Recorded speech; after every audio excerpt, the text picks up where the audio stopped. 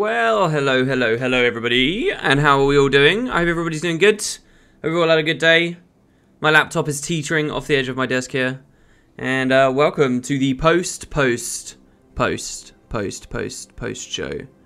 Well, already the questions. Are you afraid the high quality of the expansion pack will underrate the quality of Season 4 once it kicks off, since the expansion story quality seems to be so much higher than Season 3?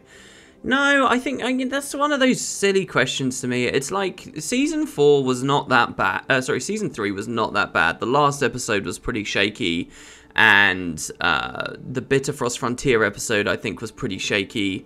Both the same team, actually, which is interesting, perhaps. But that's about it, really. There's not really too much else to say. I think that it's okay. I did mention in a Q&A recently that if the expansion quality was the same level as Living Worlds Season 3, I'd be a bit disappointed, because I don't think it's, you know, I think it's serviceable, but it could be a lot better, and I would expect better of an expansion. I would be disappointed, but that doesn't mean I think it's, at the same time, you know, this terribly bad, awful thing. Hello Inks, welcome Inks, how's it going? How does the Scourge portal compare to the Mesmer portal? I don't actually know, isn't it just that on a Scourge you can blink from sand thing to sand thing to sad thing? We shall see. Anyway, so hi guys, basically I just set up some quick little different overlays and things here. This is a version of the post show where you get to use chat and appear on screen like most of my streams, which I disabled for the official post show.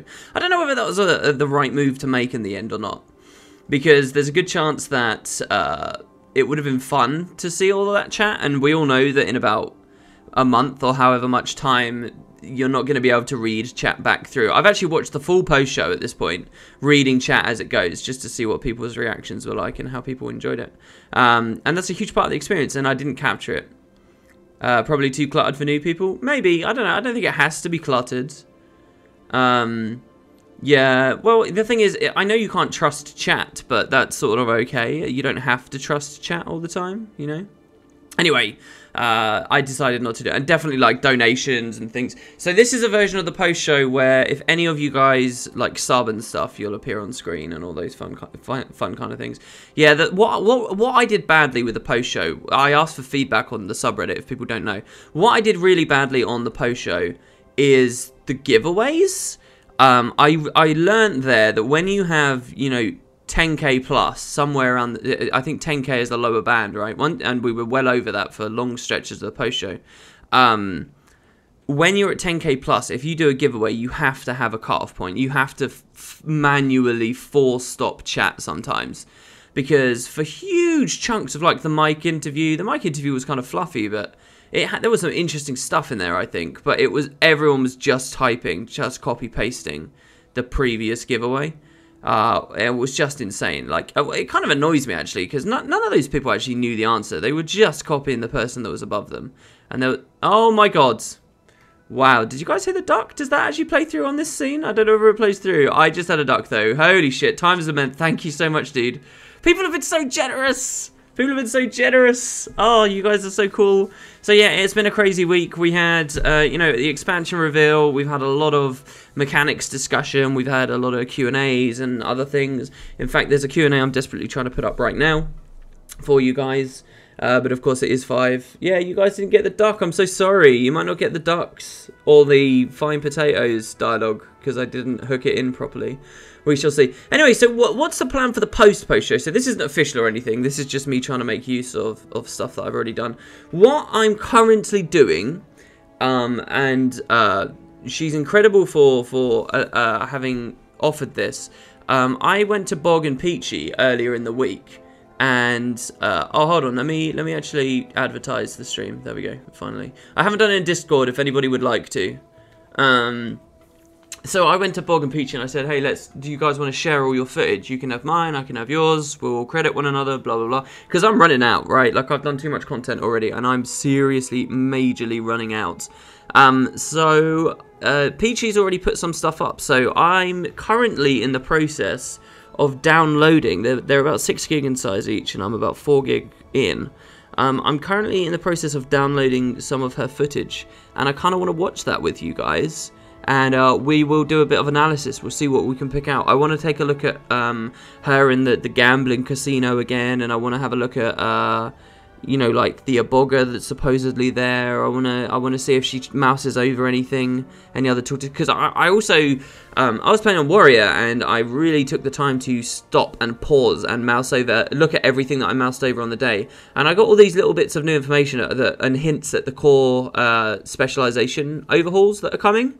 So I saw like a new trait that's get more damage, get stability on the first strike in combat, which I knew about for a while, but that was added because full damage traits have been rolled in, it seems, to other traits. So physical peak performance, which is the warrior trait that buffs physical skills, that thing's actually rolled into the death from above trait now. So there's lots of different things like that that I've been looking at. What's this, sorry?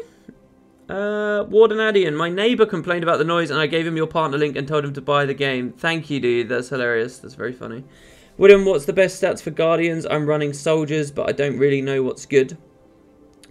It depends what you want to do it for. Soldiers is sort of the noob combo, I must admit, and it's sort of the thing that you will start with.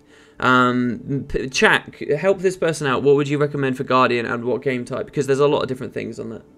It was a nice post show in your opinion. Thank you very much. That's really nice of you. So yeah, we're basically going to have more playthroughs in the same style, the same format as before, except what we're actually going to be doing is having a look at some of Peachy's stuff. So I think that could be really fun. We'll also have a little bit of a look at some other stuff. So one of the things I skipped through on the post show was actually the concept art and screenshot thing, which I think could have been really interesting. So I'm going to do it. Also, I can stream it. When I was hooking into ArenaNet, I couldn't broadcast at full quality. I don't know why, but it wasn't working. Now I can go at 3.6 plus, which is nice, or 3.5 is what I've said too, but it goes a bit higher than that sometimes. So you'll get more going on. But yeah, the core overhauls and stuff. So if Peachy mouses over whatever she was playing, then I think that could be really cool. Did I see or hear anything about upcoming Guardian changes? No, I've speculated and hoped that they will get barrier. Oh man, that's the most delicious coffee ever. I've hoped that they'll get barrier, but I don't really know beyond that. What do you think is going to be the best gear stats for the Weaver in PvE content? I don't know, but possibly Grievers. Possibly. If it's whenever I've called it a Condi Bruiser several times, and people said, no, it's going to be power or power hybrid. When I say Condi Bruiser, that includes some kind of hybrid into power. But believe me, like when you look at their elite, it affects condition damage specifically, and when you look at their a lot of their stuff, their top line, it's Condi focus, it's Condi damage, Condi duration, right? These are modifiers for Condi, all right, and they've got lots of Condi application. So I think that, yeah, it's fair to say that it's going to be Condi. I don't know why people are like so loving the power thing, except that people want it to be a power thing. People desperately want one very specific spec for Ellie, and that is flat damage sword. That's what they want. I feel like the mic's a bit loud. Should I be turning this down? Are we peaking a little bit? I'm going to turn it down ever so slightly, guys. There we go. Hopefully that's better. What stat is Grievers? So Grievers is the new stat, is one of the new stat combos, and it's power main, condition main, so that's Condi hybrid, Condi Bruiser, right? And then minor is precision frost. It is glass. You won't actually see anyone run it in World vs. World or PvP with any success. But for PvE, yeah, I was peeking a bit. It looked like I was peeking a little bit, yeah. Why do you think ArenaNet's focusing so much on Condi so much? I don't think they are. I think you're wrong, and I think you've just got a weird impression because of vague things you've heard. I think you've been misled by the food nerf recently, and I think you've probably got some foolish friends who have said to you, oh, they love Condi, why are they making Condi so good? And you don't quite realise that that was just the first step in a more broad food overhaul, which I told everyone was happening at the time, and that's no insider information or anything. That's just obvious, and that's just logic, and that's just following the franchise. And I told everyone, yeah, look, next patch they'll probably do something about Condi foods. It's just power foods first. They don't want to do too much too quickly. What did they reveal just the other day on the forums? Oh, they're doing exactly that. They don't have some weird hard-on for Condi stuff. You'll see that the Spellbreaker doesn't necessarily have a lot of Condi on it, if any. Have I seen any Condi on the Spellbreaker? I don't think I have. Deadeye doesn't have any Condi on it. And some of these other guys are, you know, they're hybrids, just because there's a Condi component on Weaver. And I would actually say it's a very heavy component, but even still, you can't say that's pure Condi.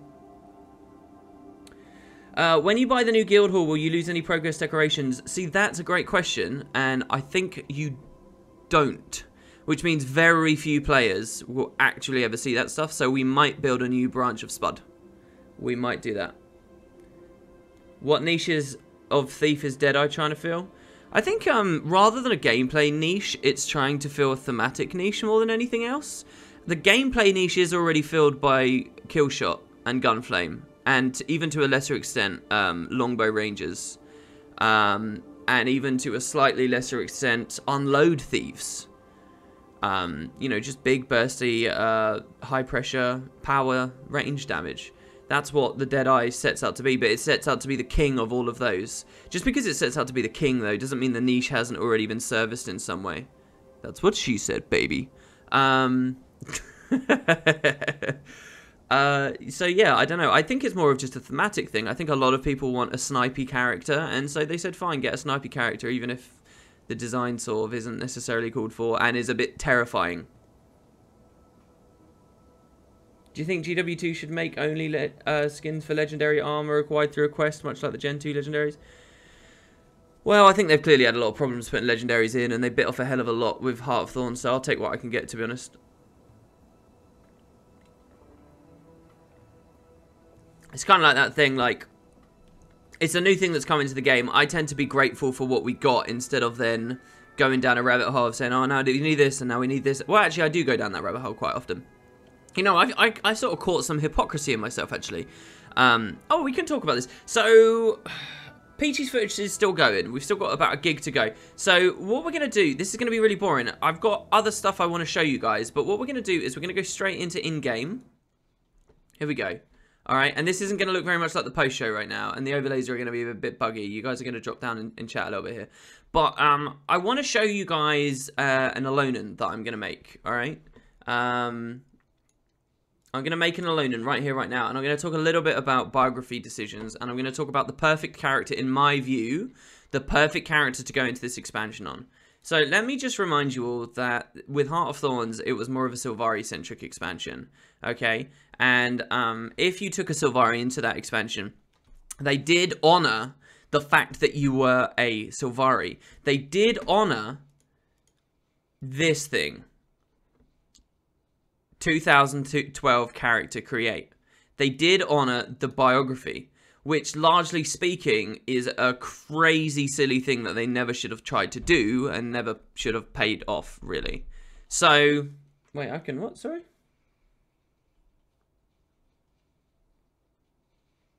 Sorry, I don't understand what people are saying. Not my fault. I can remove what if I want, Killchain? Also, hi Killchain, how's it going, man?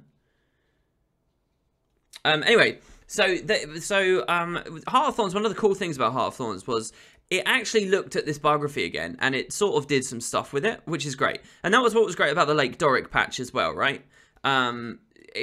Harkening back to those things is awesome. I always complain that Corteria is terrible, that this biography is terrible, that kind of reverse pyramid style for the game is what kind of ruined a huge amount of what they could do and how they could tutorialize the game and how they could pay off on stories and blah, blah, blah, blah, blah, blah, blah. And I'm always really cynical and harsh about it. But here's a funny thing, and this is quite wrong of me. I really think I'm like holding the next expansion to that biography. And I think that the next expansion has to look at that biography. And if it doesn't, I'll hold it against the game. And if it does, I won't view it as a perk towards the core game, which is kind of weird. But I do want to talk to you guys about this. What would so since this being a Sylvari actually mattered in Heart of Thorns, what would the perfect character be for this expansion? It's a good question, I think. And really it boils down to two races. You're either looking at the Char, because we've got lots of stuff with Kralkatorrik, and we've got lots of stuff to do with the brand. And in fact, let me just show you this here. What does that look like immediately? The brand. Okay, so we've got a good question here on maybe whether the Char is going to have any kind of big influence. Let's turn the music. Listen to the music on this bit area as well, guys. It's great. So maybe the Char, but I want to really double down on the humans, and I think the humans are really, really interesting to look into. Okay, so let's come back down here. Can I make a Revenant video? No, I can't make a Revenant video. I never played the Renegade. I don't know what... I already mentioned that on the post show. I never played Renegade. I never played Soul Beast. I never played Firebrand. or any of those things. I neither knew that how long I would have necessarily to play all of this stuff, nor was I inclined to completely ignore developers with interesting conversation for me, nor did I believe that disseminating all the information about the elite specializations would ever rest on my shoulders. All three of those things I did not know, and the result was I only got I basically played the game and I was a fan, and I'm not too upset about that. Anyway, so do you think Grieving or Vipers will work better for Mirage? And also, don't you think the Dagger would work better for a Mirage-type character? Yeah, I mean, Dagger's always been like a very, it's a subterfuge, manipulative, sneaky kind of weapon. It's always been a great idea for Mesmer. I agree. Axe is an odd one. I don't know why they didn't go Dagger main hand, but there you go. Do you think Aurene might be our saving grace in case Krakatoric does in fact get killed? Like she might have grown up enough to try and absorb any extra magic that Balthazar doesn't take? Yeah, I think so. I think that's obviously one of the big parts of the story that they've set up. All right, anyway, okay, so look, let me finish this little explanation here, guys. Okay, so let's put Char on hold for a second. Char might have something, that would be very cool. If Char got something in Bastion of the Penitent, then hopefully, basically the Raid team and the Lake Doric team were amazing. They were so good, and I want the people that built those to have some input at least on the expansion. But let's talk about human, okay? So human's big because we're going to a region of the world that is dominated by humans. Now there's this weird like culture shift and this culture warp there where they all worship Palawa Joko, which I think is quite interesting. But there's a lot of refugees there as well. There's going to be a lot of human activity, a lot of it. We've immediately seen the first like pseudo town, the new Tahrir. Is right at the start of the demo and the expansion. It's a place called the Amnain Oasis, and it's filled with humans. So I think that's good. The humans also have got a lot going on in the Crystal Desert. There have been multiple human civilizations that have tried to make it in the desert before failing. There is a place called Augury Rock and the Hall of Ascension in the desert that allowed humans to become closer to the gods. There were tons of human ghosts in the desert as well, and lost spirits and wandering souls. And I think that play with Balthazar as well, being one of our antagonists, means a lot for humans. So I think humans by far have got the most. And I think that if you're going to say anything like lean on one race, I think we're leaning heavily on this foot here, the human foot, okay? So you can pick a male or female. Human female is obviously meta for Fashion Wars 2. And the most fun thing to do in the world is be a boy in real life and play a lady in an MMO. Because that's the most interaction you're going to get with the female species. We're going to go with male, though. Because we don't need that. For classes, I guess it just comes down to what your elite specialization is. Which one you care the most about. For me, it's going to be Weaver. I think at the first. Actually, I'll tell you what. For lore, I would go warrior. Seriously, I would go warrior. I would really go warrior. Spellbreakers being the descendants of the Order of the Sun Spears, I think is hot. And I think this seems very fun. But, they've all got NPCs out in the desert. They've all got cool stuff like that. So you can just sort of pick what's natural to you, right? And hopefully go for a good one. Yeah, Weaver. I tried to say it like a Cali girl. It worked, didn't it? It is more fun being a lady in real life and play a lady in a game too. See, that's a weird thing. Did you know this is a weird stat of MMOs? This is a weird stat. Oh, you guys can't hear the game. What is this? This is outrageous. Hold on, let me add a source for you so that you can actually hear the game. I don't know how well this will work here because I'm in my headset today. Let's see. Audio output. Create new audio output. Device. Boom. Alright, there we go. And now let's turn this up, shall we? There you go. You guys can hear that good? You don't hear that good? Yeah, we're all alright there? There's not going to be any ducking today. I haven't set the ducker up. Do Mirage. Think of your old main in Guild Wars 1, bro. Oh, I don't know. These guys will be cool. I really think Warrior is going to be meta for lore. But we saw that the Scourge like goes into the realm of Torment and stuff. And that's goddamn cool too. So I don't know. How do you feel about the coolness of elite spec names in POF versus Heart of Thorns? It's a name, man. You know me, I really don't care about that. They're just names. I think they seem alright though. The one thing I would say is I want the Gen 3 Thief Elite Specialization to also start with a D. I want the Deadeye, the Daredevil, and the Demon Hunter, right? And then I want another D. And I want the Danger Man. And then I want another D. I want the Dodger. And then I want another D. I want them all to be Ds, just because. Yeah, give me the D. Do you think Renegade will have lore in terms of NP? Yeah, definitely, man, definitely. Like, I think if you're going to play, if you do go Char, if your top level decision is Char, I think what you should do is go Rev, definitely, for this expansion, if you're thinking of like a lore thing. So anyway, let's dig through again. Human, we're going to be human male. We'll go theoretically warrior for a second here.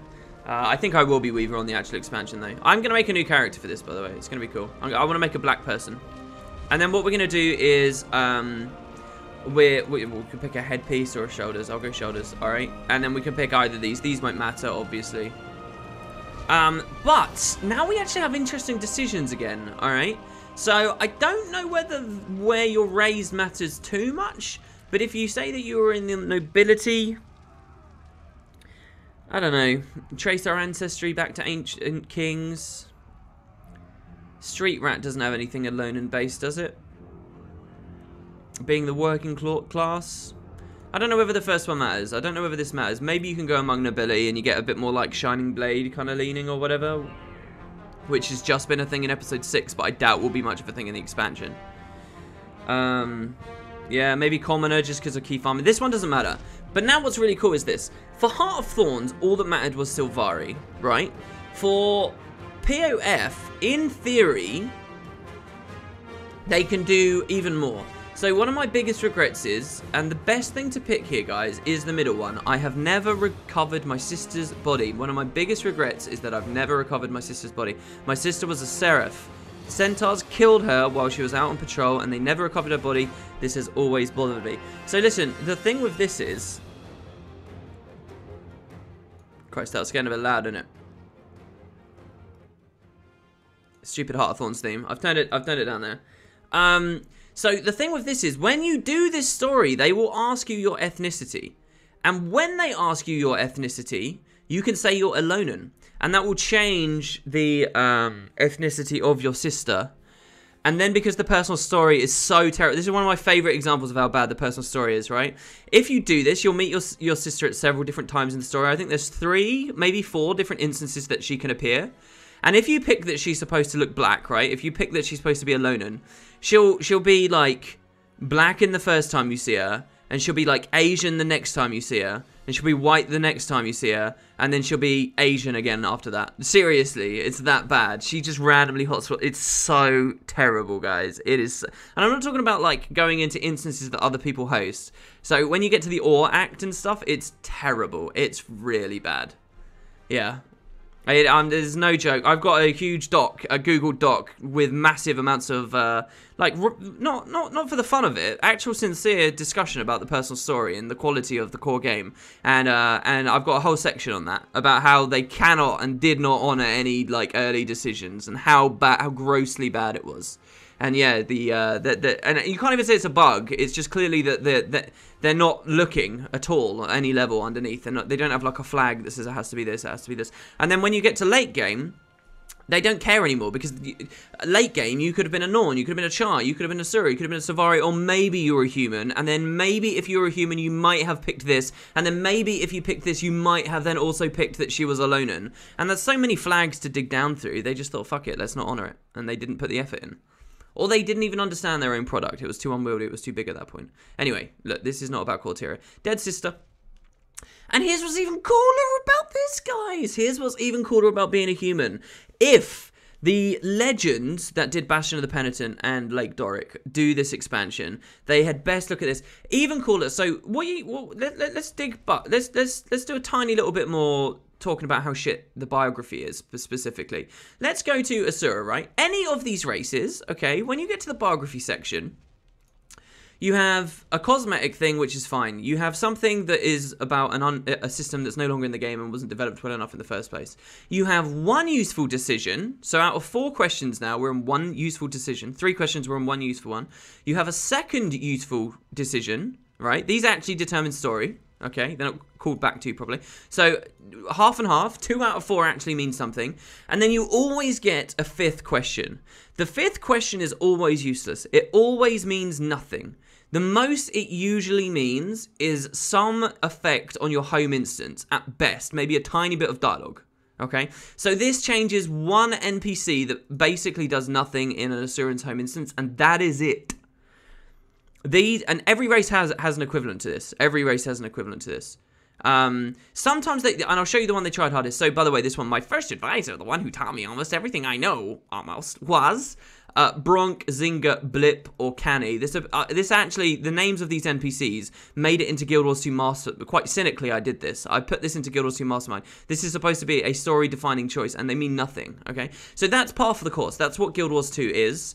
For what it's worth, Char they do best, and it's one of the most interesting things you can do as an analysis of the core game, is do Char, and your useless question is this, my warband, the warband member that survives, because Char, they actually try really hard to give each of these a personality, and you can see them floundering with it, and you can see them struggling, but sometimes, you know, these characters appear quite late into the story, even after level 30, which is very cool. So Char is like the best place you get it, when you have the surviving member. But anyway, so that's par for the course. There's a useless question, okay? Let's return to Path of Fire. Let's return to the human meta. Let's return to the warrior. Let's return to, a useless decision there and a useless decision there.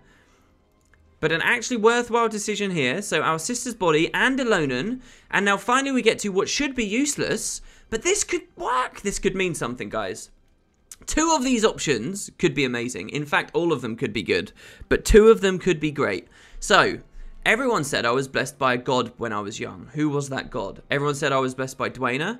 Everyone said I was blessed by Balthazar, the god of war, fire, and challenge.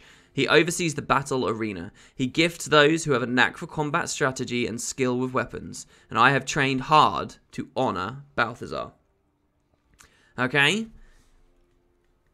Now, we haven't seen in Living World Season 3, they did this very well. They did an amazing Lake Doric patch, and then Flashpoint came out, and they dropped the ball instantly. And all of those of us who were blessed by Balthazar never had any comment at all when Balthazar appeared before us, and that sucked. And I kind of get it, right? Because this is like one useless decision, and it's a branch of 1, 2, 3, 4, 5, 6, and it's like a fifth of your human player base that picked human, and then a sixth of those that picked Balthazar. But this stuff's important to me. Anyway, the expansion, bigger scope, bigger budget, hopefully more space for intelligent design, and really looking at what they can do to impress us. And I think that if Balthazar came up, that would be pretty badass for any of us blessed by Balthazar. Now, by the way, I did play the demo on a Balthazar blessed human, and it didn't make any difference at all. But I did play it just somewhere, hopefully at some point. So this is very exciting to me. Or, if you want a slight twist of Rooney, Cormyr.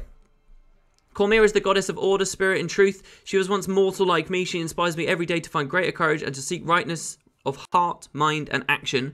Cormyr's last moments, well, no, not really. Listen, Palawa Joko, you know, it was as Palawa was being freed that Cormyr got sucked into torment. Palawa never really met Cormyr, but, you know, this is the land that Cormyr was from. And maybe they care about Cormyr, and maybe there are people that refer to Cormyr a lot, and maybe being blessed by Cormyr actually might mean something. Maybe Cormyr will have a role to play in this expansion. Less likely than Balthazar, but both of these bless options, mwah, delectable. These are very cool. The POF post show, yeah, I know, right? What are your thoughts on the world map being expanded? For me, it's really cool as hell. Yeah, I really like it. Even though we move faster, I really like it. I think that there's a lot to be said for just how much bigger it looks, and walking around dismounted will happen, and how much more opportunity they've got to sneak things in there. I think it's going to be really cool. Yeah, so this basically affects a little bit of dialogue from a priest in Queensdale, and I also think a character in your home instance, and that's it. That's the extent of what this means in the game so far. But anyway, so this to me, there's a lot you can do there. There's a lot you can do there.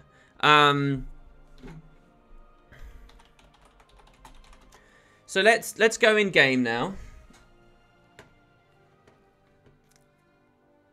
Do we want to watch this? Let's watch this. Once ruled Tyria.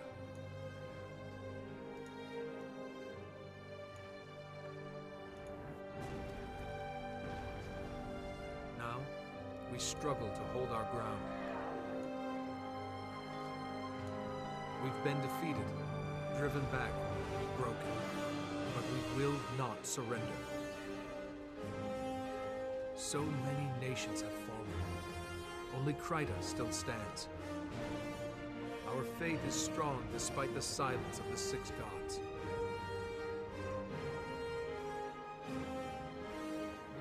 With courage, we'll make our stand in divinity's reach.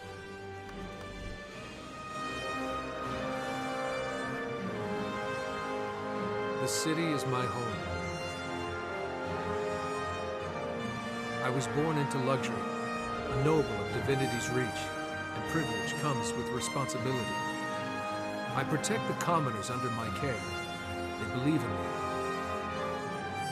I'm grateful for their trust, but I will not let them down. Today, I plan to venture beyond the gates of the city and see the world for myself. When I arrived in Shamor, I found the town under siege by centaurs. Innocent villagers are in danger. Someone has to help. I will show the people that we can triumph, that there is still hope.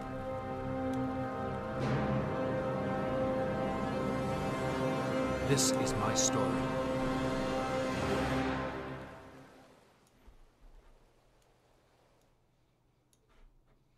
Alright, so there you go.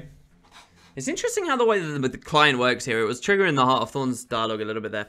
So you might think, well, okay, WP, that's pretty interesting. Maybe I will make a new character for the expansion, but I'm not quite convinced. I'm not quite convinced that I should make a human with these perfect options available. And to that I would say, well, I'm not done yet, because here's something else that you should probably think about. And for that, I'm going to go on my main here. How's Peachy's footage doing? By the way, hello to everybody who's come. We've got a lot of viewers at the moment. I guess that's part of the course around the hype of what's going on at the moment. If you guys, I'll run through the rounds. If we're going to get all the begging out of the way here. If you guys have Amazon Prime and you get free shipping, you are more than welcome to click a button on screen and you can sub to me on Twitch. It costs you absolutely nothing, but it gives you badges, it gives you emotes, and it puts a couple of pennies in my pocket, so that's amazing. So thank you very much if anybody wants to do that. Second of all, we're going to run a giveaway, so keep your eyes out. Our mods are going to figure out some kind of giveaway, some kind of interesting thing there. Thank you, Galaxy. There you go. What a legend. See? Every time, baby. That's amazing. That's cool. And look, I couldn't talk about this on the post show. I didn't want to. I think it's unprofessional to talk about stuff like that. But there you go. Thank you very much.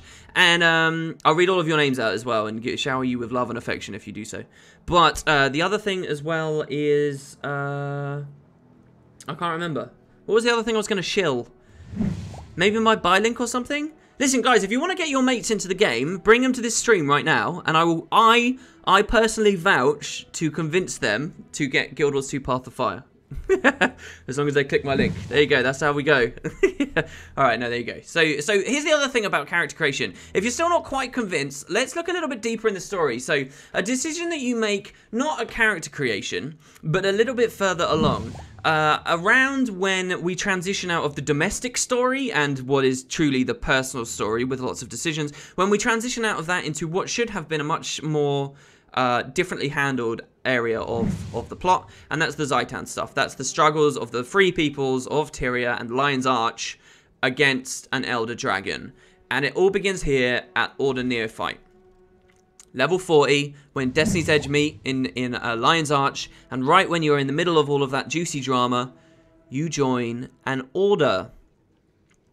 And you have the choice of joining the Order of Whispers. And now, listen guys, I seriously think you should play through this on an Order of Whispers character. The Order of Whispers only exists... well, not only, but it was initially founded to watch over Palawa Joko's tomb. Holy crap, we're getting a lot of overlays right now. It exists to watch over Palawa Joko after he was sealed away, after his loss at the Battle of Jahai, and Churai Ossa reclaimed it, right? That is when the Order of Whispers came into being. And from then on, they were these badass, awesome demon hunters. And nowadays, they're just hee-hee sneaky up here in Tyria. But that's what they exist for. Now, if we're going to have an expansion, if we're going to go into Living World and stuff that deals with Palawa Joko, and we're going back to Ilona and all of that juicy stuff, play an Order of Whispers character. They have to do something good about that. Now, I think in the gameplay we're about to see, we're about to go play some Path of Fire in a second, guys. I think we're actually going to have, we're going to see like some kind of character called like Order of Shadows or something that was hanging around in Amnoon. We're gonna like analyze and we're gonna try and find.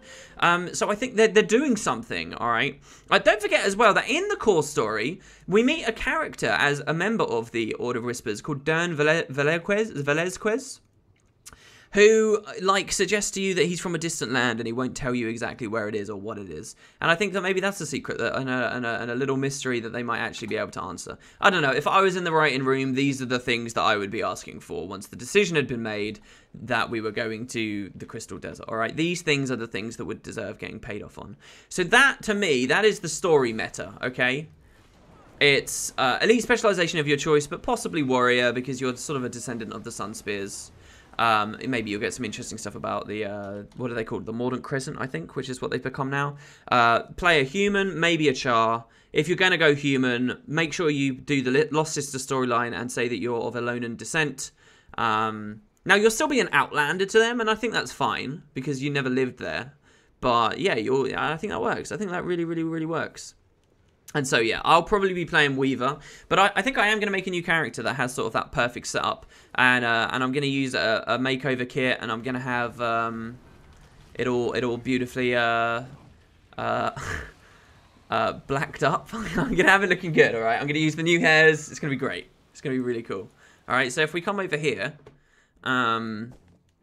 you'll also notice I've got a sweet name. Boom. Azuric of Parathia, baby. Oh, you can't see it. You can't see it, but Azuric of Parathia. It's going to be amazing. Is there an explanation of why this is a perfect setup? What do you think I've been doing the past half hour? Yes. All right, Jesus Christ, we had a lot of overlays. Holy shit. Thank you, guys. That's so cool. Let's have a quick look, and then we're going to play the game. Well, we're not going to play the game. We're going to watch Peachy playing the game, and we're going to pause and meticulously look at everything she does. Oh man, stream overlays isn't working, guys. I can't see your names. Hold on. I know how Windows 10 works. I can get this. Boom, we got it. All right, what have we got? A ton of follows. Yeah, and if you guys never use Twitch, you can click follow as well. It's the same as Guild Wars 2 subscribing. Guild Wars 2 subscribing. YouTube subscribing. So it just tells you when I go live and stuff. So that's cool. But welcome, 15 Rambone. Welcome. The Thanob. Thank you so much. Pelador, thank you. Teddy Mech, thank you very much. Sean, you're a legend. Whiskey Mike, keep it cheesy, brother.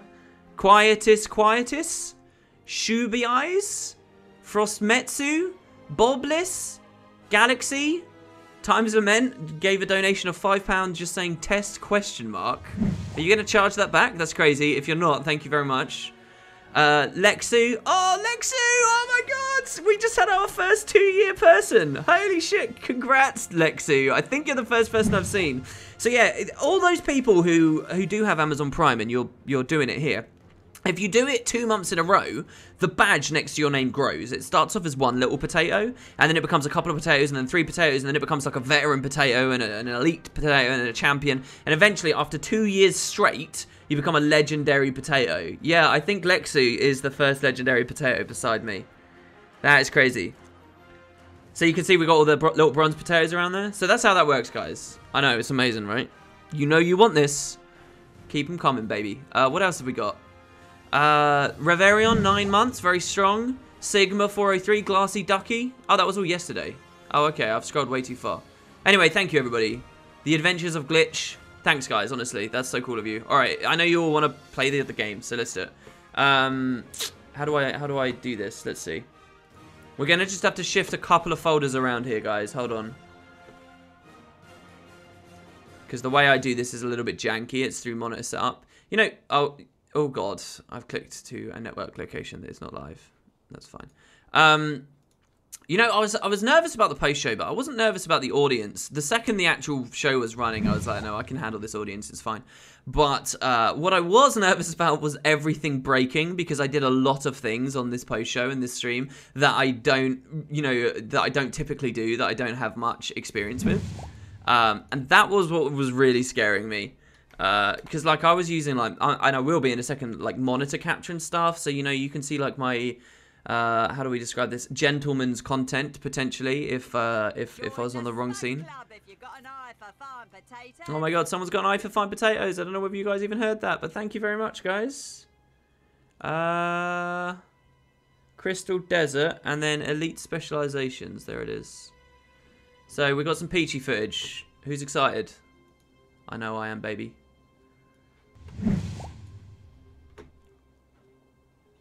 What should we do? Crystal Desert, first of all? Ooh. Ooh, what can I see? Ooh. Alright, here we go. Fingers crossed. Wrong one. Boom. There we go. Interesting. Alright. So, we're not on the expansion demo, we're in the open world. What are we going to do here for chat? What are we going to do with you ugly bastards? Cluttering this beautiful overlay up. Let's do it this way. Yeah. Now, the bottom is cut off. Don't be mad at Peachy. You guys, until you are someone who's been to a media event like this and you've dealt with all the stuffs, I would lay off a little bit because there is a lot going on and they sort of don't set you up. You'd be surprised what it's like to just go to a completely fresh PC without any idea of what's coming up. Alright, so here we go. Let's explore the desert, shall we? I'm very, very curious about this. Which one you bought? Standard or Deluxe? Path or Fire? I mean, I mentioned this yesterday. In theory, I should tell you that Deluxe is best and, oh no, you should go Ultimate all the time. I don't actually think Ultimate's very good. Deluxe has got some reasonable stuff on there. Does Deluxe offer a Guildhall decoration this time, or does it not? Man, see, that would have been a cash cow. If ArenaNet had told me that the Deluxe... Or if ArenaNet had told me that the Ultimate would have an exclusive guild decoration, they would have earned a lot more money. Because I would have spent the next month and a half screaming at people to get Ultimate. But as it stands, I don't know how much I recommend Ultimate to people. Come on, it would be so cool. I would want Spud to get filled up with that decoration. Yeah, Alaska Winter sums it up. If you want gems, go for Ultimate, because it's cheap gems. That's basically the difference. Hey WP, when are you going to change your Patreon logo to their hot, fresh new logo? I actually don't like what... I mean, it's they're welcome to it. I don't actually like what the publishers are doing at the moment. I don't like the Guild Wars 2 Twitter icon. I don't like the Guild Wars 2 YouTube icon. They should use the cleaner version of the logo that doesn't say Path of Fire on it at the same time. Like here, I'll put the countdown back on, right? You guys can see the logo. I'm going to do this, right? Oh, you will see the logo. I like the logo, but the version without Path of Fire written on it. Okay, so here, watch this. Look very closely, guys.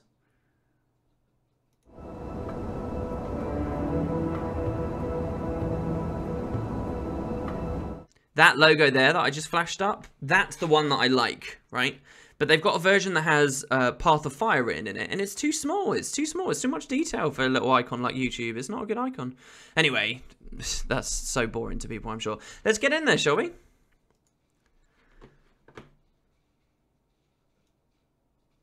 We'll try and get a good volume balance, okay? I want you guys to hear it, so here we go. This is completely raw. Oh my god, this is over an hour long. Whoa. This is really long. Holy crap, this is way longer than I expected. Oh, that's sneaky. Should I pretend it's me? Thanks so much to Peachy for this, by the way. Should I pretend this is me, guys? Are we cut off a little bit on the right? No, I don't think so. This is it. This is everything she captured here. Oh, okay. So what do we do, guys? Vote in chat. What character do we make? Give me the code 99 and then pick a race. What character, guys? All right, human. Very nice. Well voted for there by someone. All right, I'm gonna play my favorite character. That's the Guardian. So you guys don't get to vote on that. 99J ton. All right. Why is she doing character creation? Why? What does it matter? I don't need to be pretty. I need to get the gameplay, baby. You can tell this isn't me instantly. Eye color. Who would go to eye color? Oh, you guys can't hear it, can you?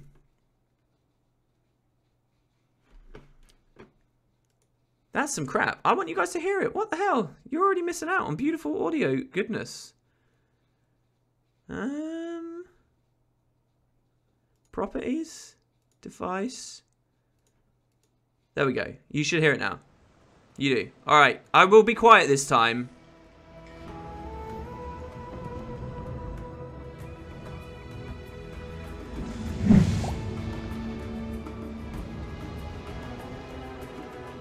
Holy fuck, you ruined the cutscene with the audio, but did someone just give me 50 freaking pounds? Did someone just give me 50 quid? What? That's gotta be fake, right? Oh my god, Elona, land of the golden sun. Holy Jesus Christ. Wow, Hiko, thank you so much, man. Expansion, Jesus Christ. Holy balls. We will replay it. Sorry about that. Holy shit, wow. Are you sure you want to do that? Are you sure you feel that's worth it? Thank you very, very much. It's great to have you here. And so what he's doing, I'll give him his dues there. What's very epic about what he just did, I can't believe it. That's a lot of money. Thank you very much. What he just did was he posted the opening text of Guild Wars Nightfall. Wow. Thank you, Hiko. Thank you so much. I hope you've been enjoying the content and stuff. I can only assume that's why you've given that. That's incredibly generous of you. All right, let's go back, shall we, guys? Let's go back. All right. Little bit more. Just a little bit more. There we go. All right, ready? Let's do it. Holy crap. Thank you, Hiko. Thank you. I'm bad at receiving donations. Oh, Peachy's here. Hello, Peachy. Peachy, I'm sorry if I'm really... I was just criticizing you for being on character creation and choosing your eyes and stuff instead of getting straight in there. I'm sorry if I do too much of that. Holy shit. All right, the person who actually made this footage is in chat, guys, so be nice. All right, okay, let's go. Let's listen. Shh, shh.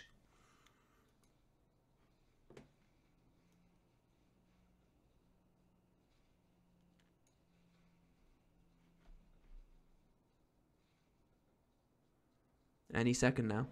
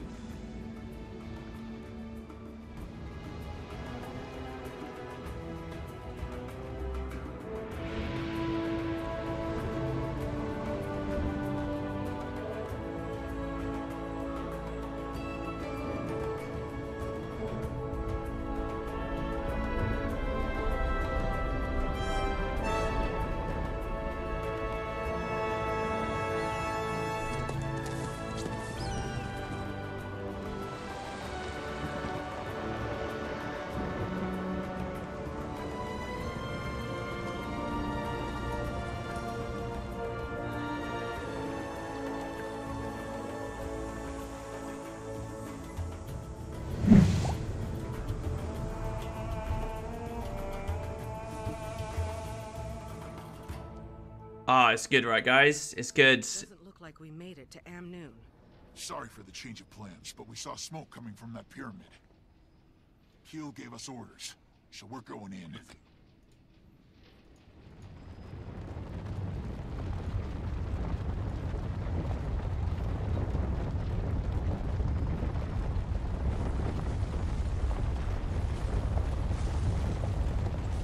I like new places.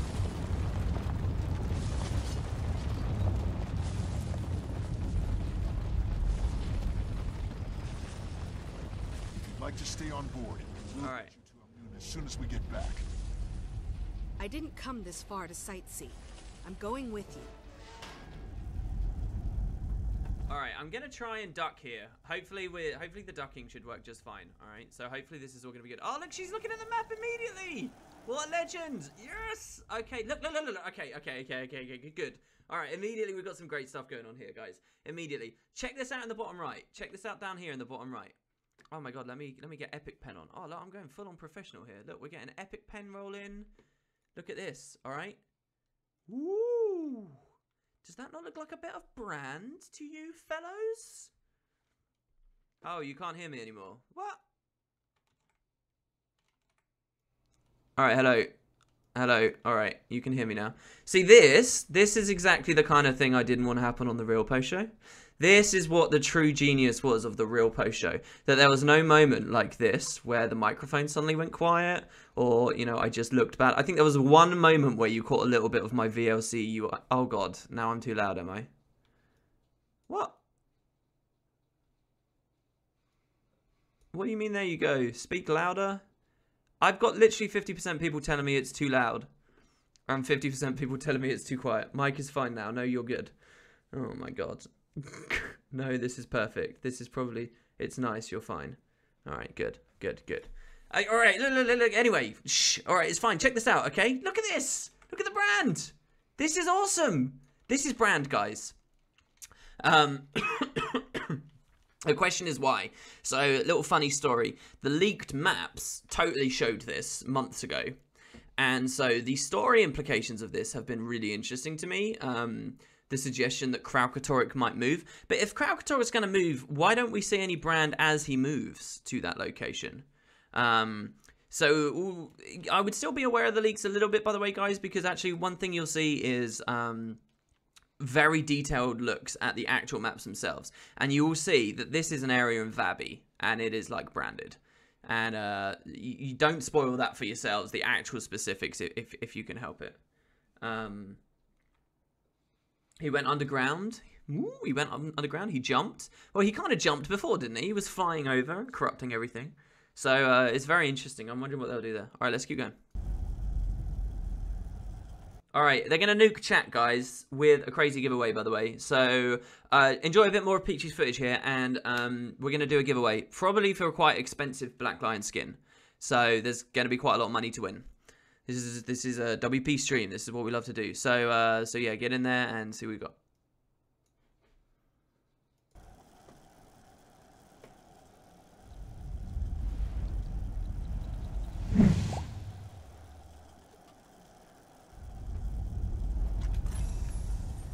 So here we got the level 80 boost. Nothing really too crazy going on there. See, this is all the stuff that we had to cut out before, and I guess we'll just watch it raw with Peachy, because what I want to do is the second she gets to her traits, I'm going to start pausing like a madman, and I'm going to start looking for core specialization changes and see what we got. So what's her... yeah, she's a Marauder. We were all a Marauder. So that's Berserkers with a bit of Vitality. Don't forget you double dip on Vitality effectiveness now because of Barrier. So Barrier is always 50% of your max health, by the way, which wasn't clear to me. I hadn't quite realised, but I did a video about it during the week, and then everybody helped me out with that, so that was good to know.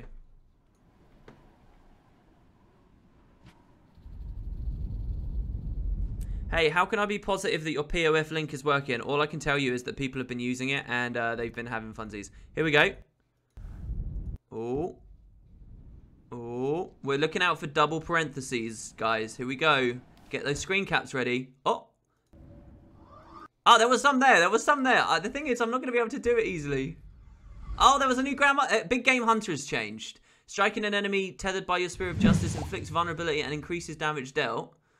What's Big Game Hunter at the moment? Is it just 7%? Is it because... Is Big Game... No, Big Game Hunter was always 10%, wasn't it? It was always Grandmaster. Double parentheses means they are messing with it. They are fiddling with it. Okay. It means they're unsure of something that's going in. So yeah, that's a DH change, I guess. Yeah, if chat's about to be nuked, then we're not really going to get much meaningful discussion out of POF at the moment. But yeah, if anyone's watching that wants to screen cap, it does look the same, doesn't it? I don't see any difference. Oh, that structure is enormous. Our navigational charts didn't say nothing about gigantic pyramids. Didn't think our info was so out of date. I love that line, by the way. A lot of people like being like, oh, where these pyramids come from? Why have they done this? You know, immediately they address it, like the lore part of that, you know? I think that's good. Hard for cartographers to keep up. This entire region has been in lockdown since Palawa Joko took over. So, enter the giveaway if you guys want now. We're in subscriber-only mode. Oh, is it a sub-only giveaway? You might only be able... I haven't made that decision, by the way. That's not me being a shill. I mean, I'll take it. I'll accept it. So I love this about what Peachy did immediately. She starts gliding straight away. From inside. She actually gets into the content way quicker than I did. Miller X Matic. Thank you so much, Miller X Matic. Welcome, welcome. killing for sport. These must be the forged we heard about. Look at this. Instantly, so on the ball. She's just straight away looking at the environments. I was obsessing over the forged at this point. You know, it must be interesting as a developer watching people play your product because, and I've had a little bit of a taste of it here. People interpret content so differently all the time, you know. They all have like their own, you know, things that they'll focus on, and it must be really interesting to watch. Because especially when you're working on something for ages, you can totally lose sight. You need to, you know, like if you're in the middle of a meal, you're supposed to like have a, like, and it's a posh meal, you're supposed to have a palate cleanser every now and then, right? You sort of don't get that for a lot of things in life. And it must be interesting to see someone having fresh eyes looking at your stuff. Woody, 230, wait, what is it? 2,300,000? Nice name, dude. Welcome to the stream.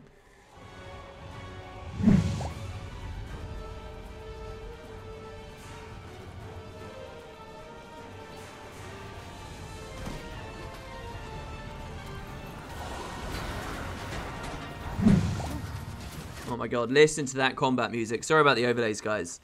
I mean, I'm not sorry. Kent, welcome to the group, buddy. Oh, I love the combat music. I love it, I love it, I love it. I posted a video on Wooden Potatoes too of some of the backgrounds and things I made for the post-show, just that I'd worked on. And people were saying, yeah, I'm excited, but I think I'm most excited for the OST. And, you know, I wouldn't blame people. I wonder how they've done that, though, because, like, McLean Deem has been working on Living World stuff. They actually just updated the SoundCloud. Join him and fell the crystal dragon. He only wants to free Tyria from their grasp.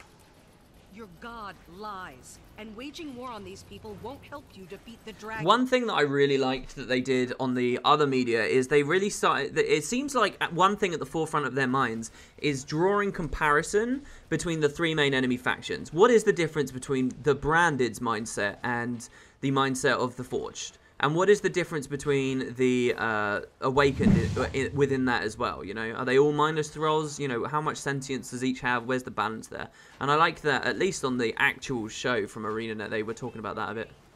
Look how tanky this guy is, by the way. This is, you know, they did tell us this. They told us if you were going to play a power spec, then expect it to be a bit off. They will be remade in his honor, just as I have been. Oh my god, we're getting a lot of subs. Thank you to everyone that's joining. Holy crap, this is mental. I feel a bit ashamed of this, actually, because I have not put that much effort into this today. The thing is, the actual post-show, you know, you don't really get any benefit from unless you're, like, shilling constantly. And I sort of resolved not to do that. I never talked about my channel once. I never talked about anything to do with me at all. I just sort of showed the game off and saw how it went. So you sort of didn't get any idea of any appreciation or anything. Because I wanted to make it about the game. I feel like, you know, it services the scene better. Because that way people who don't like me don't have to deal with the regular Twitch BS that is always on the website, you know. Don't reward plagiarism. Is this plagiarism? I mean, Peachy offered it. I mean, go check out... Let me say that, by the way. Yeah, Peachy made this, so you should totally go check her out. I saw Jebro was restreaming a lot of Bog's Elite Specialization stuff. And constantly saying, go check out Bog, go check out Bog, go check out Bog. I guess I should be a good guy and do that about Peachy as well. I don't know whether she's posted this in bulk yet. She's posted parts of it in bulk. Join his army, or be crushed by it. Come with me. Yeah, I do have permission from her. She's in chat. She's watching right now. And I'm incredibly grateful, by the way, Peachy. I don't know whether I actually spoke to you on Discord saying I got it. I only just downloaded it as the stream was going on, by the way. I only downloaded it as it was going on.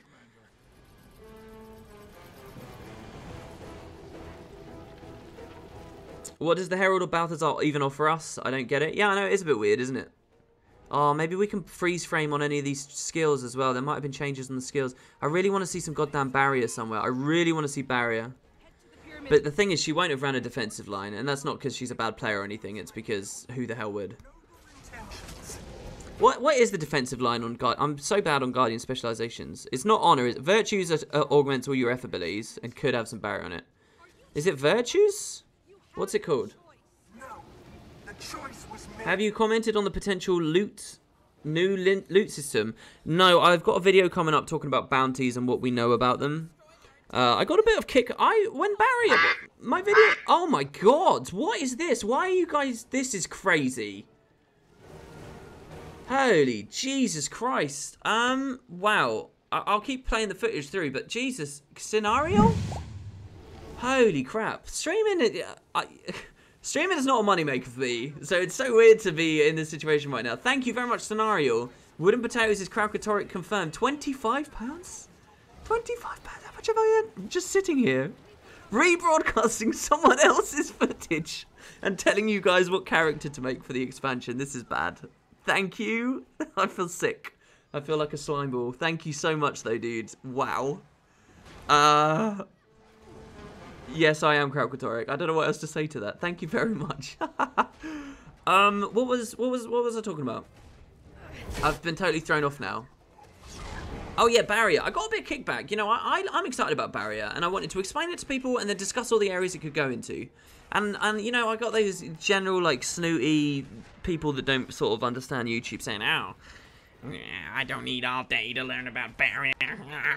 I got quite a lot of that, and you know, I feel like that's a bit of a shame. So I don't know. I was going to do a similar video on bounties and just expressing what it is early and then talking about all the cool things that could come from bounties, talk about Guild Wars 1 bounties and stuff. But I don't know whether I want to sort of bother if people are just going to act that way, you know. I hate this reputation that I make long videos just to squeeze view time out of people instead of... Oh, I wonder how Peachy does here, because I struggle in these fucking little things. I didn't realise. These guys have got a really painful cone attack. Thank you for the one viewer host from Artificial Gamer Angel. So she's ranging them. That seems pretty useful. She's done very well mitigating them too. It's a shame we can't see her health, but you know.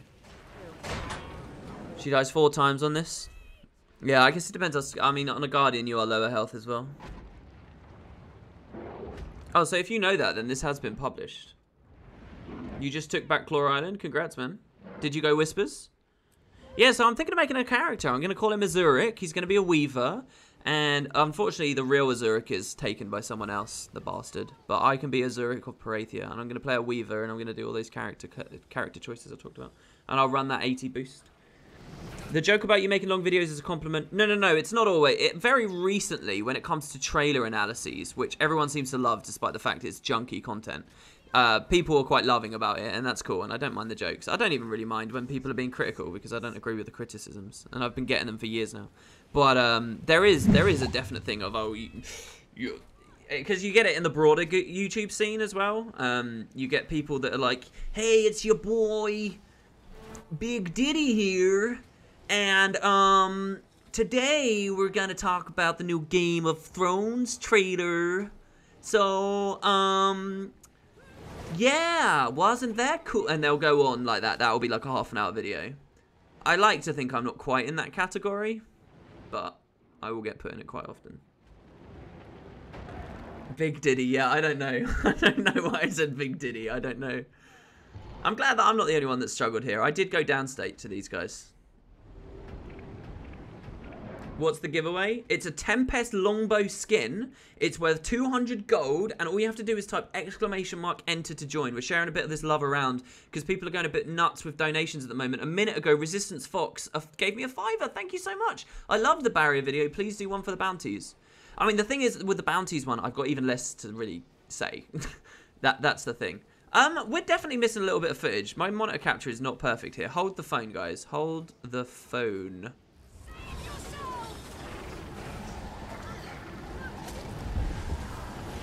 There we go. Sorry to Peachy there for not giving the full footage and making it look like more was cut off than it actually was. There you go. We've now got the full footage. Holy shit, and we're getting all these subs. This is crazy. I should just stream 24/7 at the moment, shouldn't I? I can actually understand. This is the first time I've ever properly understood why people leave YouTube to go to Twitch. This is mental. Chat is going a lot faster than usual. Yeah, it's because everyone's excited. I mean, it's cool. It is cool. I think that there is some very real hype, and I'm really happy to see the real hype. I actually feel like there's more hype for this at the moment than there was with Heart of Thorns. And I stand by what I said earlier. If you guys have people on the fence, get them in on this stream, and we will talk to them, and we will convince them. I think there is very real hype. I feel good.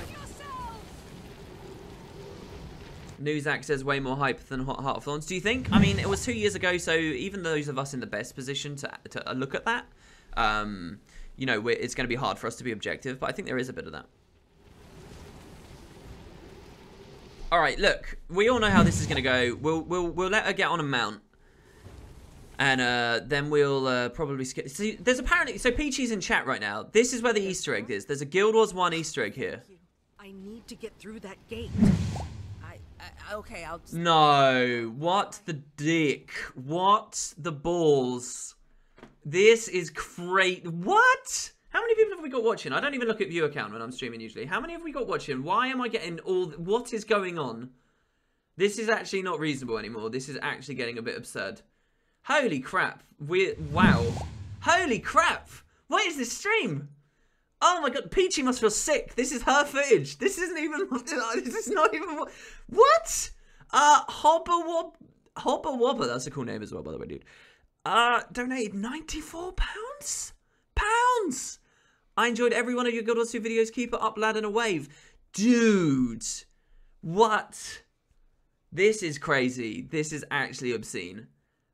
Thank you, man. I actually don't know. I mean, I hope you've got a good job. I hope that you do something awesome for a living, that you're flush like that. That is very amazing of you. Thank you very much. I actually don't know what to say. I hate this, man, because I feel... Thank you very much. I don't know what else to say. I will say I don't think I deserve that at all, but I really appreciate that. Thank you very much.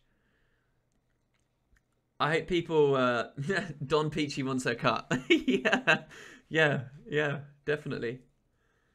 Join the Spud Club if you got an eye for farm potatoes. And Victor just resubbed as well. I don't deserve this love. I feel sort of bad for the devs as well, because this is the devs' effort. The devs build the... Well, yeah, the devs do, but it's their stuff. It's not me hyping you. It's the cool shit you're watching. And that's crazy. Thank you very much. Never been a better time to be a Guild Wars 2 streamer. We're going to bomb the hell out of someone on a host later, by the way. On this whole thing, you know, this week... I don't want to get too preachy. I don't want to bog everything I do down about it. I really do care about growing the scene, though. I really do care about it. The competition is not an accident that it worked out. It has been on my mind for a very long time. Even when we started doing the donations for the Legendary giveaway, when I wasn't quite sure if we'd get all the Legendaries and so on, I knew that this was what I wanted to go for, really. And it's worked out perfectly. It's worked out perfectly because the community rallying around it and so on. Anyway, I really do care about growing the scene. Now, you'll notice on that competition, I'm sorry about this big segue, guys, but I do feel the need to talk about this at the moment. I talked a lot about YouTube and not really Twitch. And I'll be perfectly honest, it's because I kind of think the Guild Wars 2 Twitch scene's a bit dire. And I don't even know where... I consider myself a YouTuber more than anything else. I understand YouTube more. I actually don't know if I can help the Twitch scene. Right, I actually don't know. But with all of that said, if people were doing awesome streams and then making little videos of them and VODs of those and stuff, I will be favouring those highly in my judgments. And I do want to grow the Twitch scene as much as anything else. Twitch seems to be becoming more and more and more relevant as time goes forwards. And Twitch is kind of hard on MMOs. Anyway, listen, so all of this stuff, blah, blah, blah, sappy shit. If you guys want to grow the scene like I do and you fancy being a streamer, with big-ass streams like this where I get lots of viewers, I will dump them all on some new person. Every time I host someone, very rarely... I mean, Peachy's in chat. Peachy, do you remember how many times I've ever hosted her? Like, maybe once? And it was because she was playing Tomb Raider, I think. Not even about Guild Wars. I host new people. I host people with, like, no viewers. And I'll probably do that after this stream, so if people are interested in that. Anyway, blah, blah, blah. Again, this is crazy, guys. Thank you so much for the outpouring love. I don't know what to say. Hobber Wobber has just slam-dunked that. That's insane. Thank you to everyone earlier. You know, even people... I've mentioned this before. If you've donated even, like... £3, if you donate £3, you are suddenly worth like more monetarily to me than like someone who watches a year of my videos. Seriously, in terms of ad revenue and stuff, especially with Adpocalypse and stuff, like even just doing that puts you in like a legendary category, really. Realistically. So coming out with something crazy, so big dick as that's insane. All right, let's get back to it. I'm sorry, don't hate me. All right. She must have smashed it on her way through. I can gather whoever's left to get the gate open, but you have to help us. The town's burning out of control. Of course, but maybe you should hang back. Yes, please. Haxim, your leg doesn't look good. I can't just sit here. It's okay, we'll handle this. You're helping by helping me. All right, so we had the winner for the giveaway as well. By the way, it was Peter in space. Congrats, man. Yeah, I'm on my own time now. Actually, to be honest, guys, I'll point out as well with that whole post show, I could have done whatever I wanted. I could have been swearing like a sailor if I wanted, but I just thought it wouldn't represent the game very well. So that's why I didn't want to say big dick on the official stream. But you know, we're on my own stream here at the moment. We can go crazy with it. Haffingar, £3, you say? Oh, dude, thank you very much. Wait, didn't you do something earlier? Why do I recognise your name? What? Anyway, look, sorry. You guys want to watch the game? Let's play the game. Fine. Just please don't let the entire village burn to the ground. Help the I was asked what was the Guild Wars 1 reference. I don't know. Apparently, there's an Easter egg here. I don't know what it is. I didn't see it. I was too busy looking at all the other shinies. I've got no idea what it was. Commander, I've got something that might help with those fires. Oh my god, and another one. This is going to be really hard to get through. Thank you so much, Gernstein. What? Wargzax? £9? This is crazy. This is ludicrous. Here, take this. How long have I got left? Carry a I feel like I need to go on longer. We'll extend it if we can. Guys, this is crazy. Thank you so much. And if I can't go on longer today, I'll try tomorrow. It's just I've got other videos to do, and to be honest with you, I only had a few hours sleep. But still, thank you very much, Wargzax. Thank you. Oh, what did we just miss there? Oh, no, nothing. It was just elite specialization stuff. to the saddle while it's calm.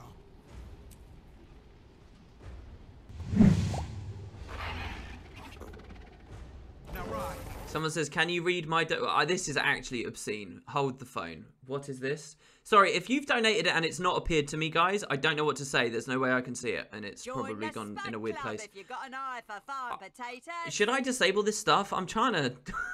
I'm trying to show the game.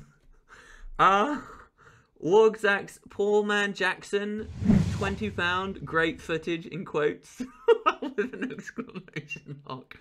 Oh my god. Pac-Man 110, welcome to the Spud Club. Rav Beck, welcome to the Spud Club. Holy crap, guys. I'm interested in what Peachy does here on the mount, by the way, because... the thing is, I'm stuck here between a rock and a hard place, because I want to show this, but I don't want to show uninterested in the outpouring of love here. Thank you, guys. £3 it is. PS waiting for story review of episode 6. Yeah, I know. Listen, hold your tongue on that for about 2 weeks. Because I got ram-packed POF stuff till the demo. And then ram-packed stuff of the demo. And then after that, we'll finally get back to episode 6. And then there'll probably be... Then that's when the Elite Specialization demo will come. And then after that, we'll be ram-packed on that. And then back to episode 6.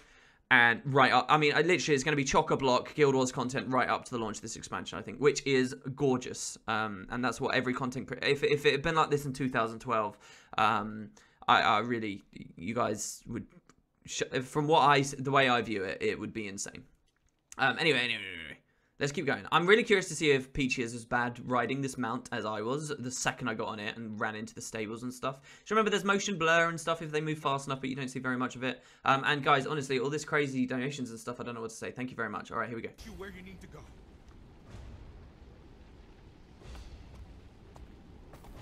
Do we have to install a separate client for the demo? No, we don't. The $3 hype chain. Oh, by the way, I never told you guys this story. You see what Peachy just did there? I did that too. And I saw Bog do that, I think. And that kicks you out of the instance if you go ever so slightly too far. I got kicked out. My first time playing this story instance, I got kicked out of the story instance because that's what I did.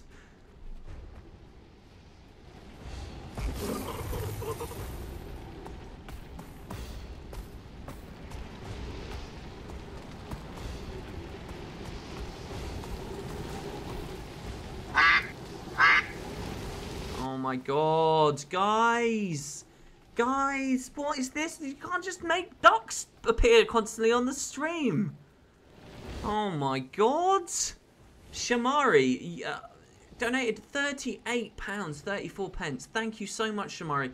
You've been making content for 7 years now. You deserve everything you're getting. You've been one of the few people carrying the content creation of this game, and accept it. Thank you very much. I don't know, I'm honestly, I've told you guys before, I'm sort of an introverted person in a lot of ways, so this stuff is all very, very, very weird to me. It's very odd to think. And I just know what I'd be like if I was looking at this from the outside in. I don't know whether I deserve this. I think probably it's, I mean, I'm a sold guy anyway, right? Like, I'll be making videos about this, unless they do something I really hate. I'm probably going to keep doing videos anyway. So I sort of feel like your money should go to... and another one. I sort of feel like this should go to small guys and people who are struggling that aren't interested unless they're earning money. I'll do it whether I'm earning anything. I did for like 6 years. Well, not 6 years. Yeah, 5, something like that. You know, I'm not the one, realistically speaking, that we should be doing this to. Thank you so much. I don't know what else to say. Thank you. And thanks to Flux as well. Good timing on these ones, by the way, because Peachy's getting to grips with the mount, it seems like here. Probably talking to a dev. Moments like this, I mean, if she's still in chat, she can verify. Moments like this, where it's like, what are they doing? Why are they so bad at the game? We're talking to people. Motherfucking ducks on a motherfucking stream. I can't believe that. That's crazy. Thank you very much. Oh, this has been crazy. Flux and Flow. Thank you very much as well.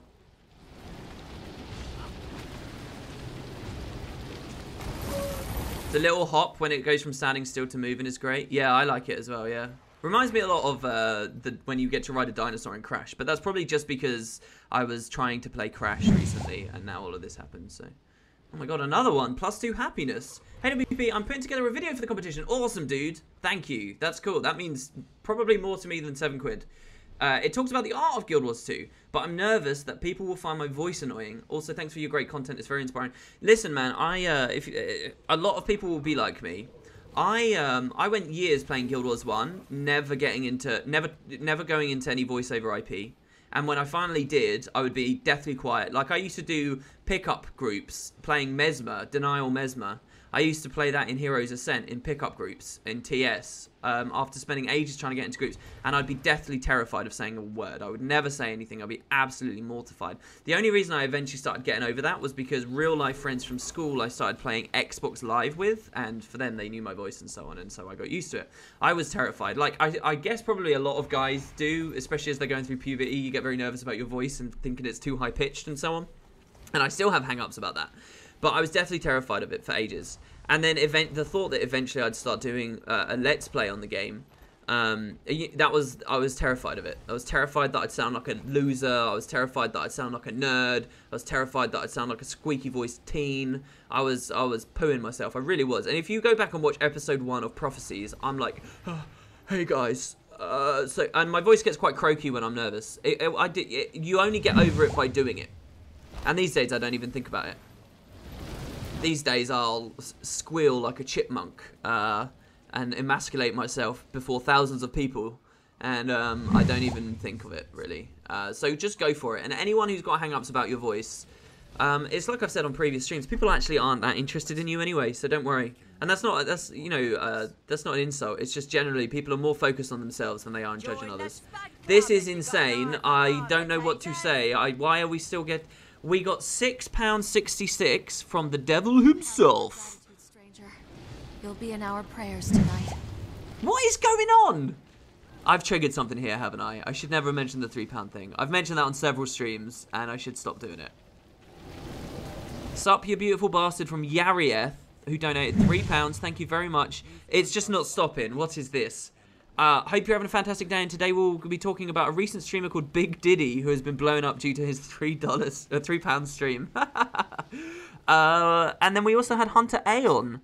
Following since the beginning, I listen to all your videos, whether it's while I'm playing, I'm at work, or I'm in background before bed. Best of wishes always. All hail Timey, the new god of war and fire. Timey, not Ritlock. The theories are that it's Ritlock, of course. You're going Timey, are you? Woo! Thank you, Hunter Aeon. Thank you very much. Oh, look at this. I didn't know Peachy would do that. I didn't know you could do that. That's a cool jump. That's a cool raptor jump right there. Alright, so I'm going to take an impromptu vote from chat here. Do you guys want to watch more of this story instance, which you're mostly going to have seen already? It's going to be a more tough fight. It's a bit of barrier gameplay maybe will be on there, maybe some other minor things. Also, there'll be story dialogue with Casimir and Ritlock and stuff, which I cut out of the main show, but you will see on Peachy's footage, presumably. Or do you want me to skip ahead to exploring the actual open world maps? Oh my god, this is crazy. So type a 1 if you want more story, type a 2 if you want more, if you want to go straight to the Amnoon Oasis and so forth. And I'll just take a check. Skip, skip, skip, skip. Exploring, open world, don't skip. too. All right, look, I think some people do want the story, and I respect that. You guys will see this all on my channels, by the way. I'm going to do immersive playthroughs on Wooden Potatoes too, before the demo. That's all going to come. What is going on with the donations? I actually don't have time to talk about anything else. This is crazy. Scenario? What? Scenario's done 2 now. Another one? Keep up your good work, though. Thank you, Scenario. I don't know what to say. I can't just be so short about this. This is bad, man. 25 quid? Thank you, dudes. I don't know what to say. Thank you very much. That's lovely of you. Alaska Winter 923 gave a $5. Welcome to the donation train. Oh, someone said I missed Matt. Yeah, where's Matt, right? He threw out a tweet that showed he was interested in the game. For your help. Are you sure? One less raptor is the least of our problems. Thanks. It'll help you cover ground faster. You'll need it. The mine gate is operational again. Go through there. It'll take you to Amnoon. The thing with Matt is he just hasn't been in the absurdly fortunate situation you see my dumb ass is in right now, where people are happy to do stuff like this. You know, Matt had to make some very real decisions about going forward in life, and it sucks, but that's the real world. What you're watching right now is not the real world.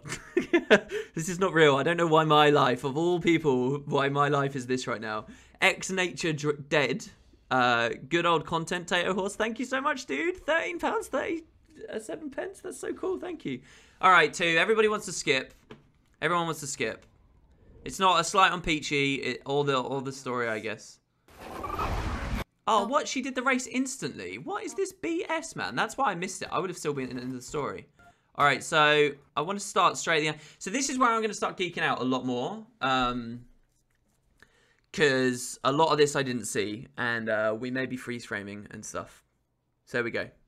Oh, I've heard it from her over and over. My mind says it too, but it's hard to walk away from a lifetime of devotion. Of being raised to thank the Six, say bye the Six, and worship the Six. Okay, Kaz. I hope you're right. And I hope your eyes aren't opened as brutally as mine were. Welcome to the Spud Club. Seth Account did that through Prime as well, by the way. Quick reminder, if you have Amazon Prime, go for it. Greedy, greedy, greedy. So what's this here? Stash of corn and coins. Oh, yeah, I remember this.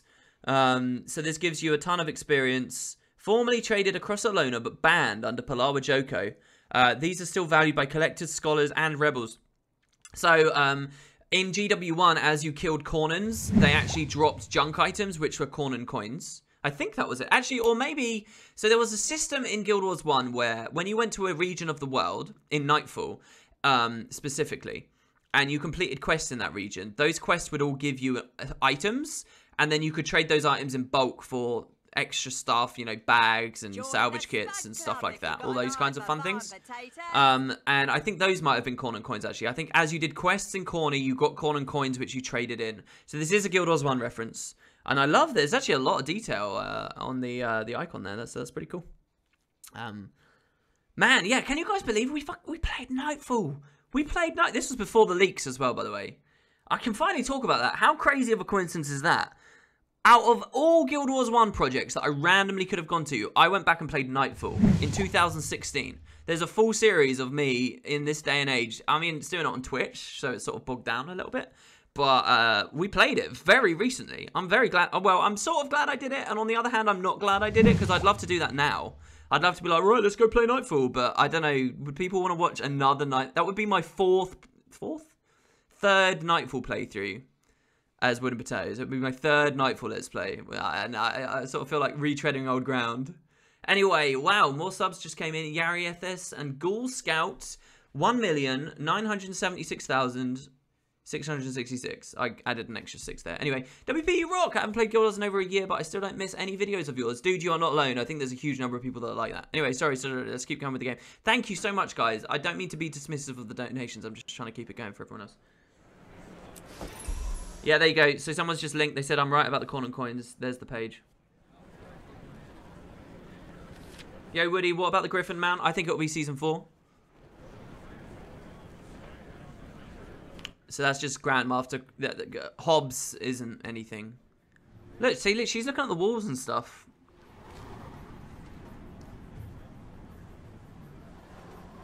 Like, look at the emblem and thing on that gate. I mean, some of you guys might think that sort of stuff's boring, but to me, it's like you get more value out of the experience. The more you are enthusiastic about, the more you learn to appreciate, the more value you get from the products you play. Because you're enjoying the OST now, because you know a little bit about the OST. You're enjoying... Look at this. You look at the raptor pen that's there. That's cool. What's that guy called? The Stable Master. So stables are not actually a component of the expansion. You will always just be able to get on a mount on and off at any time you like. Someone was talking about this and they said they didn't like it, and I think it does have some interesting... There are some interesting gameplay discussions to get out of that, but I think that my response to this person is what I'll now tell you guys in chat, and it is something I believe. I like those ideas, I really do, but I believe that ideas like that, ideas that favour immersion over convenience, they are not Guild Wars 2. It's a game I would love to play, and MMOs that go for that kind of thing I think could be very successful, and I think one that gets the perfect mix would be brilliant. But Guild Wars 2 is summed up, I think, as the reverse. Guild Wars 2 is not a game that says immersion over convenience. Guild Wars 2 is a game that says convenience over immersion, consistently. And they'll try to make it as immersive as they can, but whenever that crossroads comes up for Guild Wars 2, they always go the convenience route. And that's a slap in the face for some of us, but, you know, you don't walk into a horror movie and then get upset that it didn't make you laugh. Do you know what I mean? And I think that that's the way you have to look at Guild Wars 2. This is why MMO is such a shit genre term and why we're moving away from it and so forth. Because it's not useful enough, right? But yeah. All right, back. Are these mounts yours? What can I do for you? Well, I'm going to try and do a dumber voice. Here we go. What can I do for you, Outlander? I can't do it. I can't get the gravelly. I can't do it. It needs to be first thing in the morning. Are all of these mounts yours? No! Why, Peachy? No! Need dialogue! What are you doing? So check it out. Look at this stuff. Hold on. Sorry, I'm going to try and not be too obnoxious. Bounty boards, baby. So this is what we're going to be talking about coming up soon. Champion Tazula the Mind Clouder, Champion Forged Maverick, Champion Zlek the Shameless, Champion the Man Eater, and Bloodfang. Mind Clouder. That's interesting to me. I don't know about that. That feels Guild Wars 1-y. I don't know. Mind Clouder. It feels like a plant boss. And we know that the plants are back in the game. That's interesting. Check it out as well, by the way, here. Sexy little priest of Cormyr. I'm telling you. Blessed by Cormyr or Balthazar.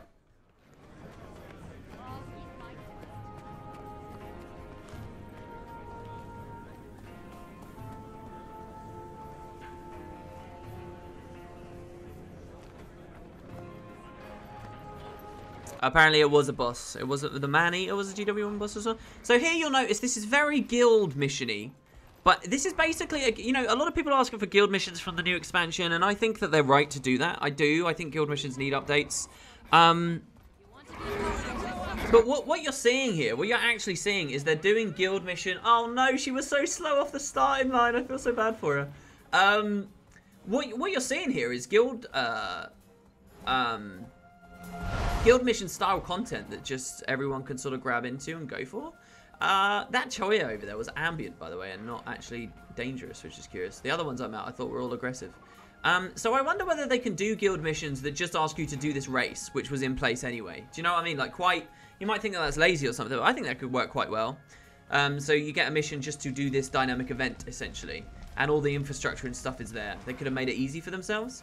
I don't know. I don't know what kind of a guild team they've had. I don't think guild content they've really focused for this expansion. One of my bigger disappointments, I think, actually about it. Build templates, guild stuff.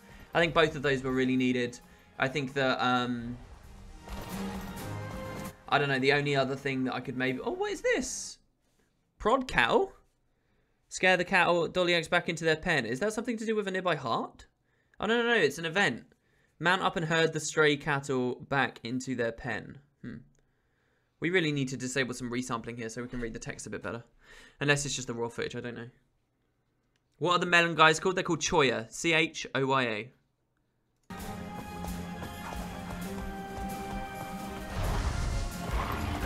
So that's cool though, using special actions. We saw back in Diessa Plateau and stuff. Look at the sand sharks. Look how cool their spawn animation is. We saw in Diessa Plateau they did similar things, but they were environmental weapons back then.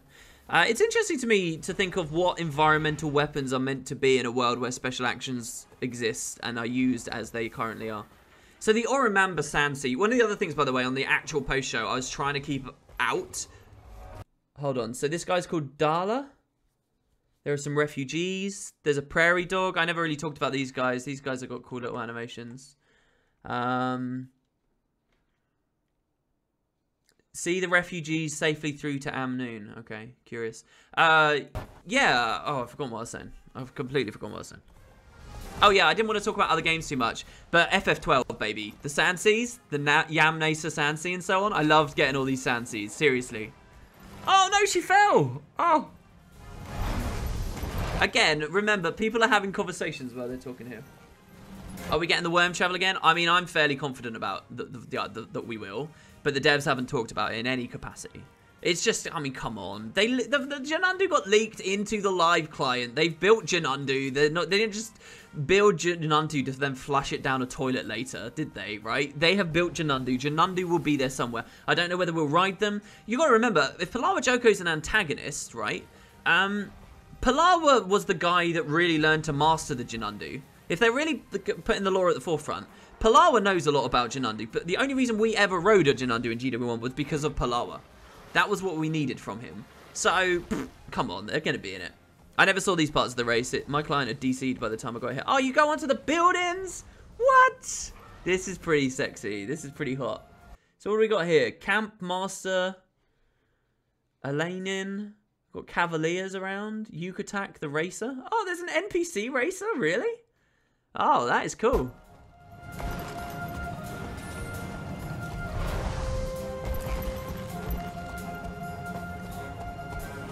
Oh my god, I am so sorry.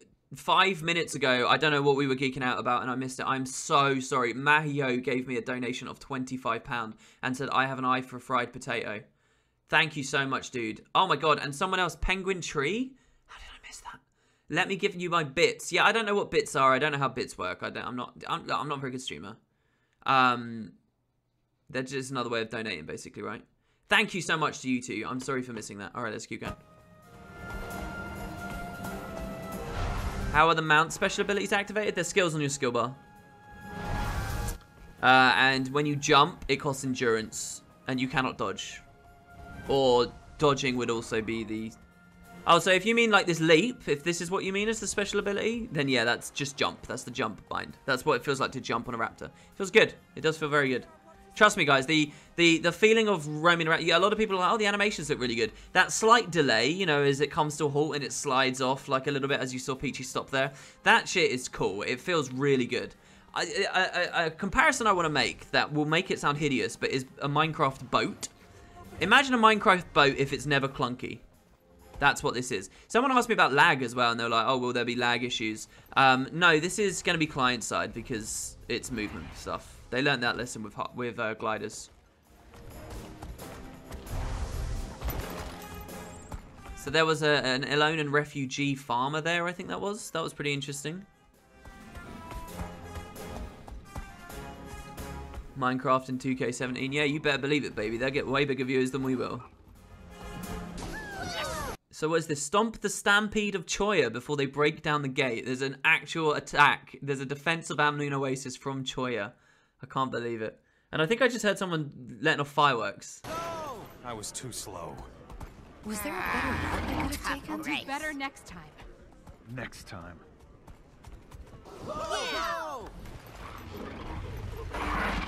Alright, so fair enough to her. She's looking at the masteries. I think that's okay. We all did this at some point. Twitch whispers. Sorry, we're getting whispers. What's going on? You are our lovely mods about to host another giveaway? Okay, we're giving away another game. I think we're giving away another game. Let me see. Yeah, we're giving away a game, guys. Like a full-on Steam key game. So if you want Dirt Rally, you can win Dirt Rally right here, right now. It feels a bit... look, the Alona, dirt, sands... Alright, look, it works. It's totally fitting. If you want to win dirt, it's a full-on Steam key. Dirt Rally. Check out chat and they'll be telling you how to do it. In the meantime... Oh, look. What an absolute legend. Oh no, she didn't scroll out. I really want someone to scroll out fully, and I talk like I haven't played. I want someone to, because I did do it, but I wasn't recording at the time. Look at all the detail here, guys. Look at all the POIs and things in the city. This is when it zoomed in like this is how you really start to realize how big the maps are, right? Because there's a lot of detail here. There's a lot going on. Look at how small like each little POI is, right? There's a lot going on, and this is just like a little part of the map, really. So by the way, also, if I move the potatoes, you guys can see what we're looking at here is 4 hearts, 5 hero points, 3 waypoints, 10 vistas, and 30 POIs. So the balance there is a little bit different, actually. The 30 POIs really does show you how big the map is. But very few hero challenges, only 5 hero challenges. I wonder what that is for. The whole hero wheel thing. Again, I know I looked at the wheel at some point. I just didn't comprehend what was going on with it. That's interesting. Only 5. How many were in the Heart? Well, actually 5 in the Heart of Thorns maps. I feel like there's something missing from this. Is it really just those 5 things to go for in map completion?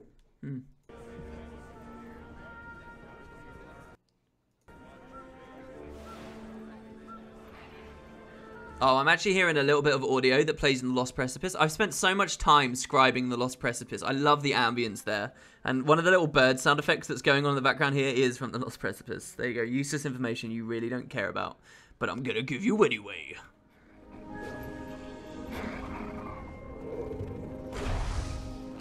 So if you guys think this is cool, if you're going to get it for someone, if you want an alt account or something, the bot posts the link. If you'd like to use my link, that's very cool of you. Mikhail the Trustworthy. See, what you guys might want to do is snag these names, by the way. Ah, here we go, here we go, here we go. There it is. Peachy, you are the real MVP. Order of Shadows Agent, Bounty Hunter. I don't know whether she speaks to the Order of Shadows Agent. Order of Shadows Agent. So, what is the Order of Shadows? Are they doing some kind of thing where the Order of Whispers, the Alolan branch, have been mysteriously cut off? Have they been like hounded out of existence and sort of transformed into a remnant force that goes by a different name or something? We got the giveaways going on right now, guys. All you have to do is go to chat and type !, enter. If you do it twice, you get disqualified. Is that what's going on here with this bounty hunter? Pretty curious, right? So I'm really not sure. And also, there's another icon up there. So does that mean there's another bounty hunter in the pyramid? Or is that some weird UI thing going on? I don't know.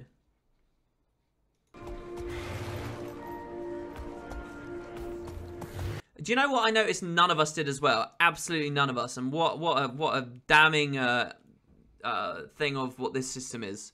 Example of what this system is. Veteran players, invested players, people who are trying to extract detail from the game. None of us thought to speak to the goddamn scout, despite all the intentions of the core game to try and make us do such stuff. None of us even thought there will be dialogue on that. They will describe the local areas. None of us even did it. In core tier, I felt the Order were less demon hunters, and also everyone seemed to know about them. I think the actual Order, yeah, I like that, but I want the actual Order to be the actual Order, not some like, you know, new gimmicky thing that they have to force in sideways.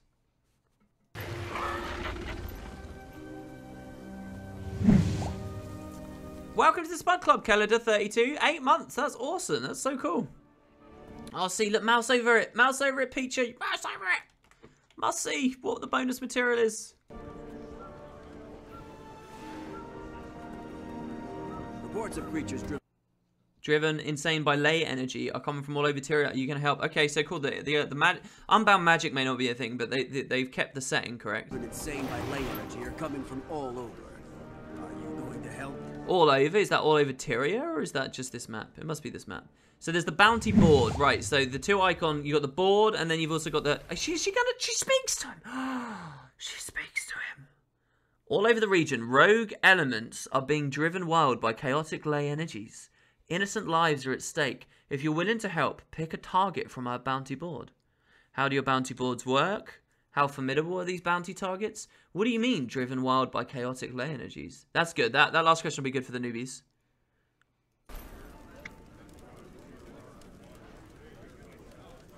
Captain Rahim. So like you want to make Captain Rahim, right? You can only contract for one bounty at a time. Just choose a target from the board and hurry to catch up with them in the field. Your contract has a time limit. What if I change my mind about the bounty I've chosen?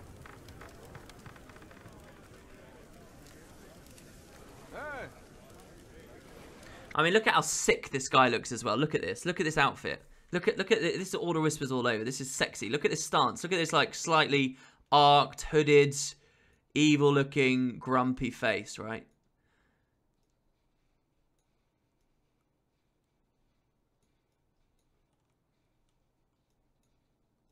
Look at that. Look at this badass wearing a hood. Look at how good this guy looks. Amazing. All right. All right. Okay, let's keep going.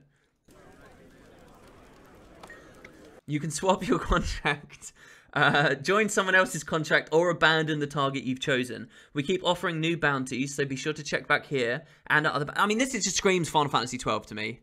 I mean, it really does. It's not even. I don't even think of the Zacian quests and stuff. I just think FF12, and I love the bounties in that game. Because you start in Rabanastre, and it's like the desert state and stuff, and that's where you first start experiencing bounties and the guild is and stuff. All right, so they keep resetting, but how frequently? Join someone else's contract. I wonder what that means. I wonder if it's just a very simple system of click the right. Is she going to go to it? Oh my god, do it, do it, do it, do it! Alright, look, she's just... Oh, okay, and here's the last one. What do you mean? Magical feedback from nearby ley lines seems to be driving some creatures and people into a savage frenzy, while also granting them unpredictable, anomalous abilities.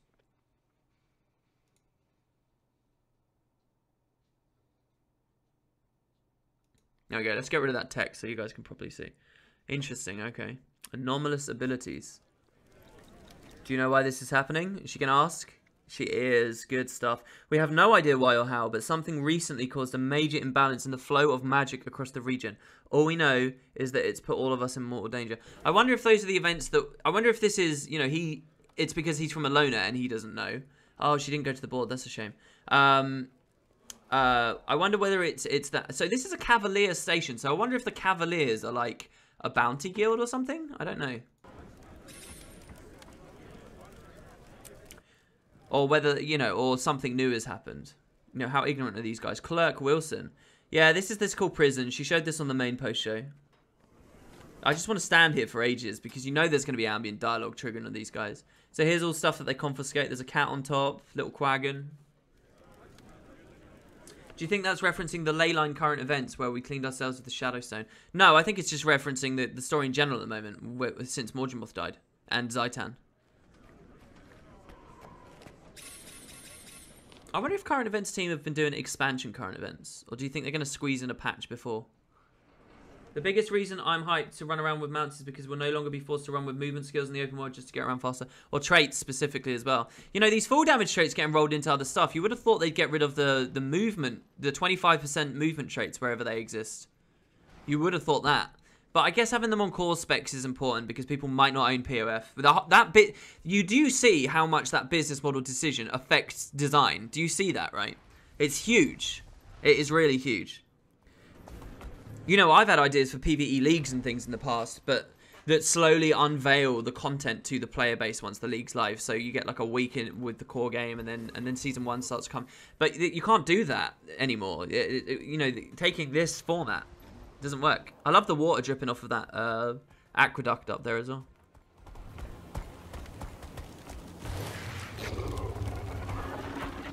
See, at this point, by the way, I just want to say I was probably still in story because I had to redo it twice. Look at this. There was water dripping from this pipe underneath.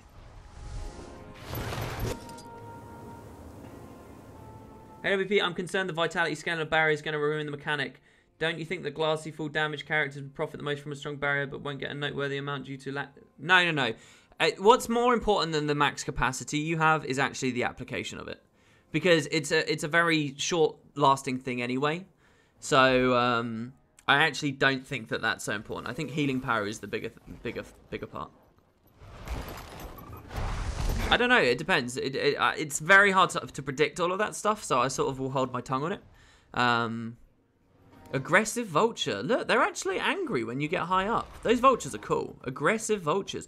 I wonder if there's some kind of JP around here. Let's watch this again. I'm going to be quiet. Listen to the music because it will give you an eargasm. All right, here we go.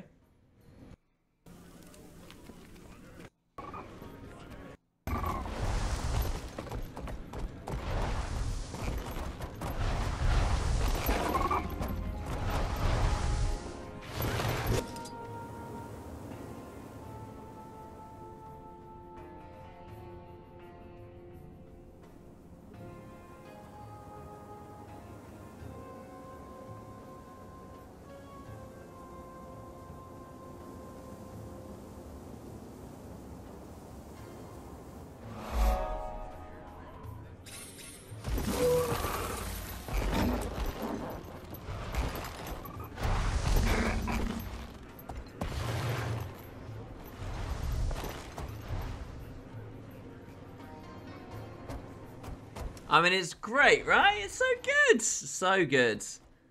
Yeah, I don't know. I don't know what they're doing here.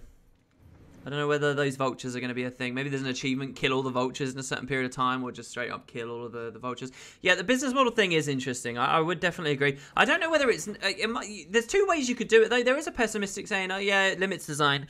It might be nice to have a random little new hot wallow in one of these, or it might be... I've used that example 100 times. Imagine finding... if we're going to go to Augury Rock and the Hall of Ascension, and it's all golden architecture, it's forgotten architecture, there could be Exalted around. After the Exalted were built, maybe some of them, the Forgotten, were like, you come with us or something, you defend this place. And so, that all those Exalted Mastery, Exalted Assistants and stuff like that, that would be so cool, wouldn't it? Wouldn't it be really awesome? I like that. They could theoretically do it, but the optimistic road is to say, well, look, this actually gives them clarity. It allows them to be very understanding of what their baseline, what they're actually designing for. And if someone happens to have gliding and gliding's really the only one that's crossing over as far as we can see so far. I don't know, Peachy's in chat. Did Peachy see any examples of any other Heart of Thorns mastery? I mean, this is just more reasons for gliding to be a core mastery instead of a HOT one. But I see why they're not doing that now with this business model decision, right? Because basically what they're saying is HOT equals gliding, POF equals mounts. They can still be there, just not have to be mandatory to progress. I know, but it's a shift in perspective for the devs. It becomes a side thing and a bonus and an option rather than something they really should look at. Oh my god, there's audio, there's dialogue. Shh, shh, shh, shh, shh.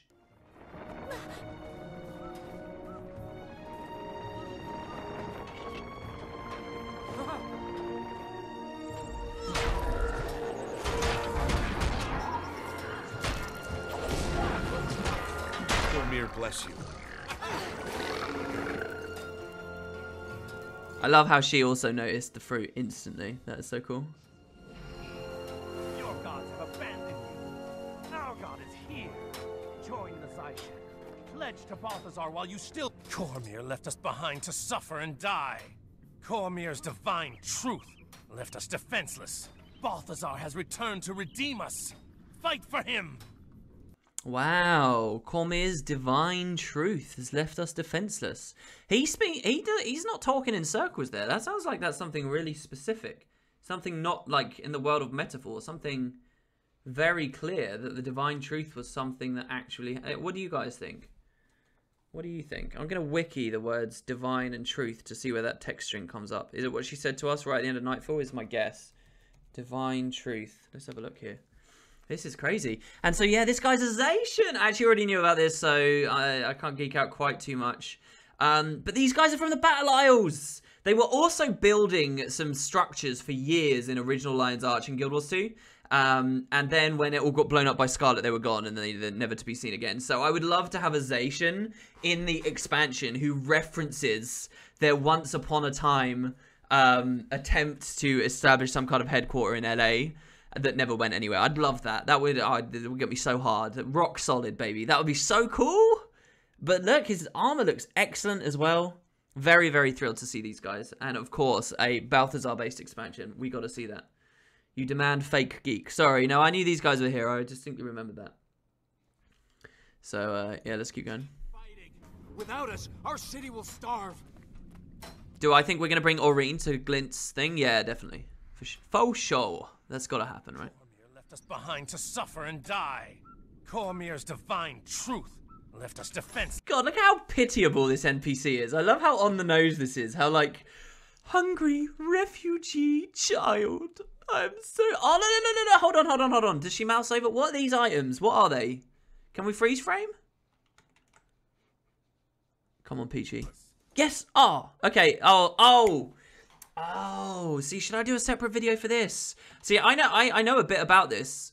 Piece of unidentified gear. Identification is in the game. I am so happy about this. Wow, and trade contracts. You know what I just mentioned about corn and coins? Weren't trade contracts the Vabi equivalent of that in GW1? And it actually looks like they're using them for the same reason in this. Let me just check this out. Trade contract. I like IDing. I think that yes, they are. Man, I'm good at this game.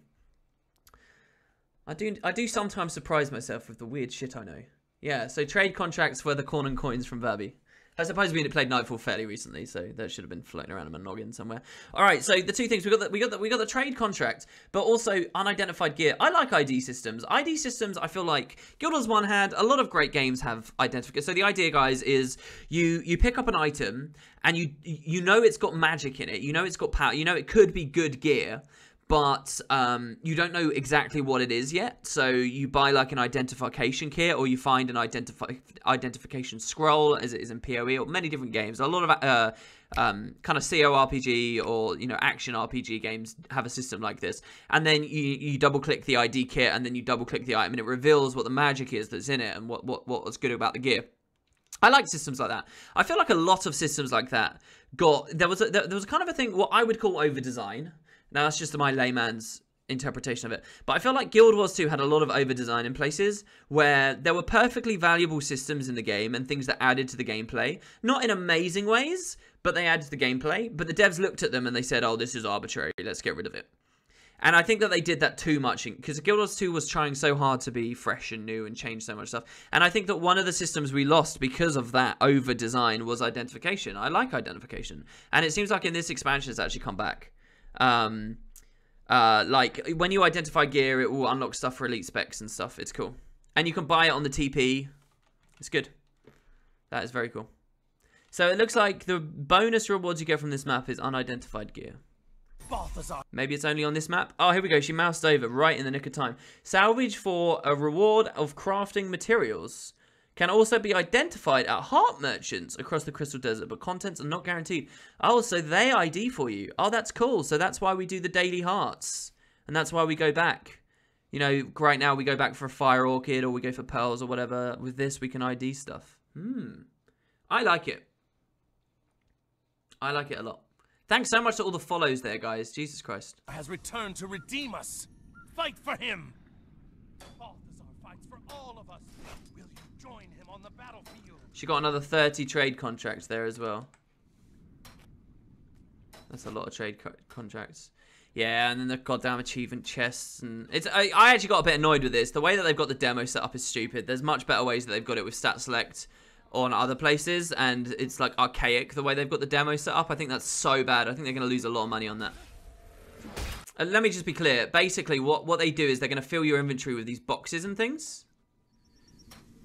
And then you have to click through the box, and then and it's just bad. It's just bad. They could instead give us a box that lets us pick the specific gear which is stat selectable. And even freely stat selectable would be fine for the purposes of a demo. They need to get their players in and on reasonable builds quickly and sort it fast. And there's just all this arbitrary stuff. So this is beautiful. Again, amazing stuff. Peachy honestly did way better than I did. She did so good on this, honestly. Adventures are back. I cannot tell you how many people asked me if adventures were in the game. Yes, they are there. They did not. And listen, I'll tell you what, even if you don't like adventures much, I'll tell you why it's important this is here. Because if adventures weren't here, it would feel like we're still not out of that mode where they're dropping stuff after adding it. Do you know what I mean? This is huge, like, from like a philosophy, from like a community, confidence in the devs, from a drawing a line in the sand and moving into a different form of development for Guild Wars 2. This is very important. Heart of Thorns was about introducing new systems and sticking with them. No more rebuilding everything. No more rebuilding of the login rewards and the daily rewards and the way that all of that stuff works. No more rebuilding of how traits and things work. No more having to reassess how they add new skills to the game, and so on and so on and so on and so on. Lay the foundations and then dump a shit ton of content in there. And so one of the foundations they laid was adventures. So if POF didn't have adventures, I think that would have been that would have been very lamentable, let me put it that way. It has adventures, and I think this is great. And these are fun as well. They are fun. Let me just give you some advice. If you want max enjoyment out of this next expansion, give the adventures a shot, because they're so good when there's lots of people there, and it'll be one of your only chances, really. So let's see if she plays it. Will she play it? What does it say? Gather relief supplies for the refugees before time runs out. Oh, no one's done it all day. Go on, Peachy, you'll get first place. She plays it!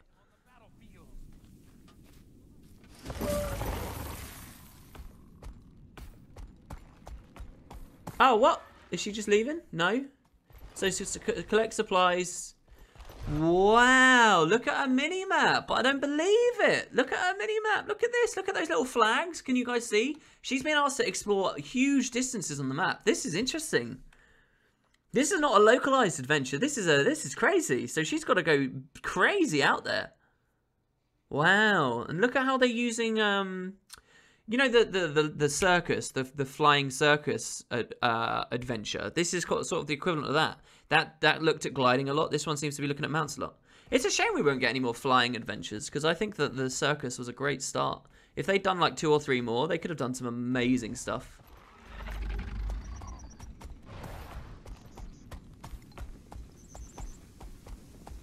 This is so cool. Sorry, has Peachy not broadcast this? I would feel really bad if she's not broadcast this out yet. Has anyone seen the footage of this? I feel really bad. She did say that she was... I mean, go to her channel, honestly, guys. I don't deserve any of this love. And when she next streams, go check her out.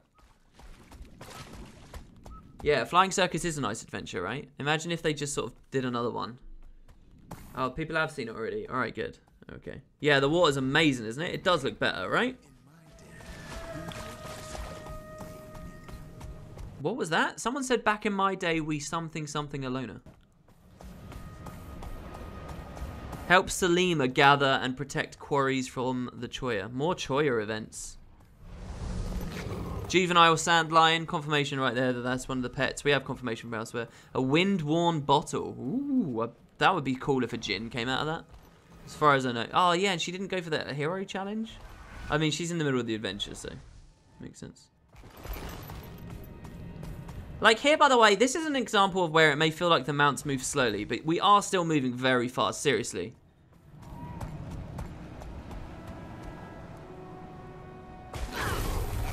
Beauty, beauty. Trait interaction with full damage, showing how they work. A new gathering thing, Amebahaya sapling. She didn't press F on it. Here's the package. Cluster of desert herbs over there.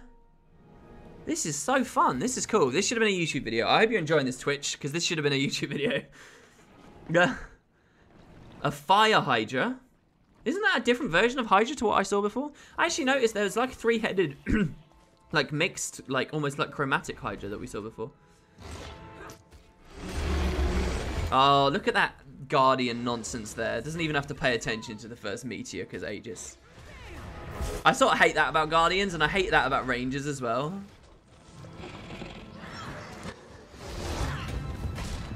Okay, this is on her YouTube channel in full. Okay, cool, cool, cool. We don't have to feel bad. It's on there in full. You can freeze frame yourself, my friends. You can freeze frame. Why hasn't anyone? Someone should be scrubbing through this shit, like majorly.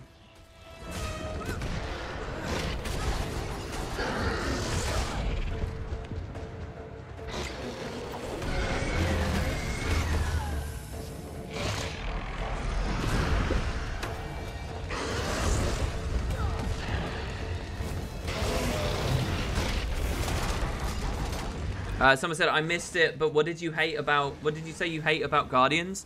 Nothing really, it's just, when you play like a glass Ellie your entire time in the game, it's always funny to see People just shrugging off an initial attack. They don't get into combat. It's jealousy. It's envy. That's all. It's just a fluffy little combat comment. Don't take it seriously, guys. Yeah, the meters are crazy. See there, right? She just got a talon from the Hydra. I think that they should have new junk items that are dropping. That's the kind of stuff that expansion should be doing. She's putting a lot of bleed on that head. How's she putting so much bleed out? What? Did she apply 10 bleed to the Hydra head? Oh no, they already have 10 bleed. Why do they have 10 bleed? Oh, are they bleeding? Is that what goes on there? They just bleed to death after they've been cut off. Wow, that's so cool. They have permanent 10 bleed. I didn't even notice that. Look at the detail. That is so awesome. Look at the detail and the love that went into the Hydra. They have permanent bleeding, permanent 10 bleeds when their heads have been cut off. That is cool. No, people are saying it's a severed head. Of course it's bleeding. No, not of course. This is an MMO, and they don't often, you know, think of those little things. Well, there was a cache over there as well.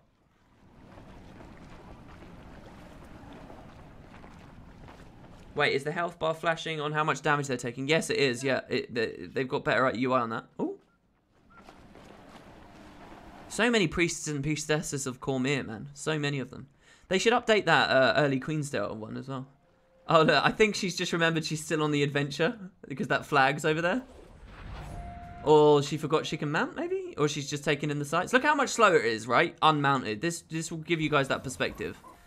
And then when you're on the mount, it's at least 50% faster. It could even be 66. I don't actually know.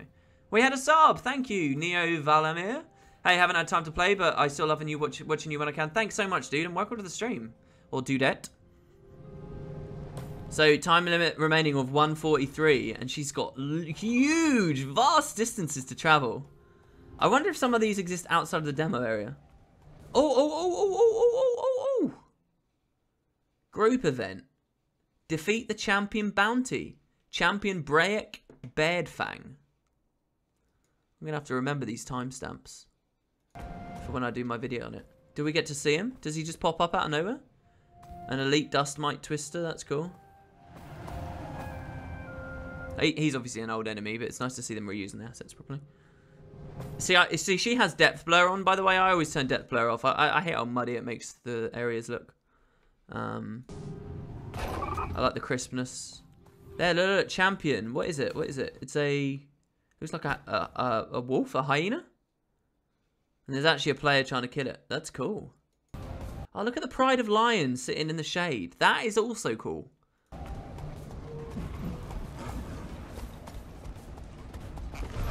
I'm imagining a mount adventure where you're flying on Aurene. I don't think we'll see that. So, yeah, here we go. Here comes the DCs. I think it was when people were mounted waypointing or something. This particular build was a bit fiddly. And so it was sort of dropping, unfortunately. And we were getting DC'd. I remember experiencing maybe 4, possibly 5 of them. I know, it became a bit of a struggle. Do you mean the mount goes faster than the hard movement speed cap? Well, there's not a hard movement speed cap when you really break down to it. But yeah, I think it could be like super speed, essentially, all the time. No, or it would be more than super speed, wouldn't it? It's kind of like you're in combat super speed, sort of. I don't know. It feels. I mean, I don't know. I don't know. All I've got is what I'm looking at here. Time to do some real damage. And I feel like it looks like at least 50%, maybe 66.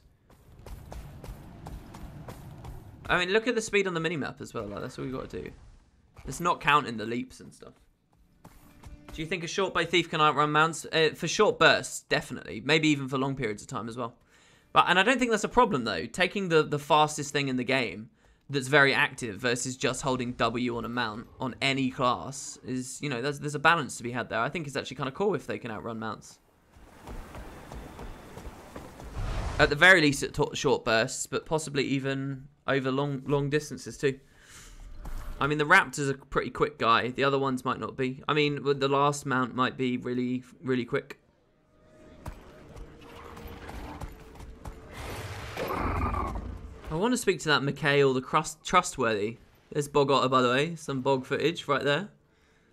I don't know what I'm doing. I'm probably a million miles away right now. I spent so long a million miles away talking to the elite specialization law person, and I haven't released that to the public yet, but I do actually have footage of all the dialogue trees from the Mirage. I just cut out of the post show because, you know, time constraints.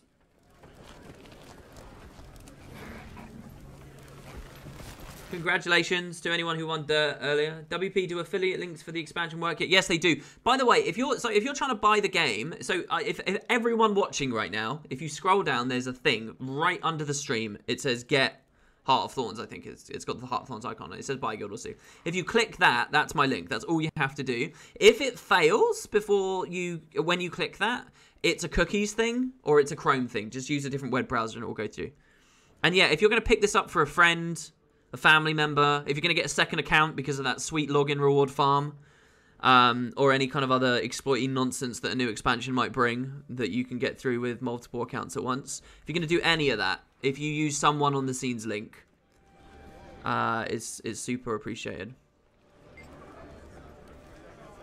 GN93 says, I'm going to buy the Ultimate through your link on the 11th. Dude, if you do that, then I'll thank you very much.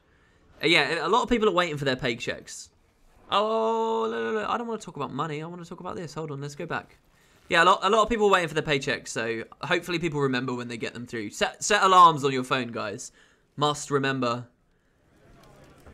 So yeah, checking out a new pet. We got the juvenile Jaraconda here.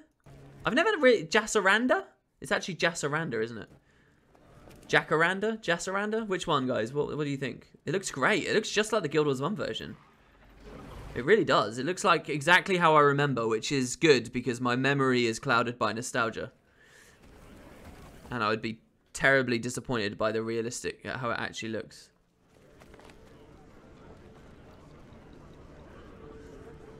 Nudarara up there. That's a cool character name. Cool Alolan character name. We could go for that. Will I look at her elite spec footage today? I was planning to, but how about we do that tomorrow, guys? I've still got 40 minutes of this. She has really, really done very well here.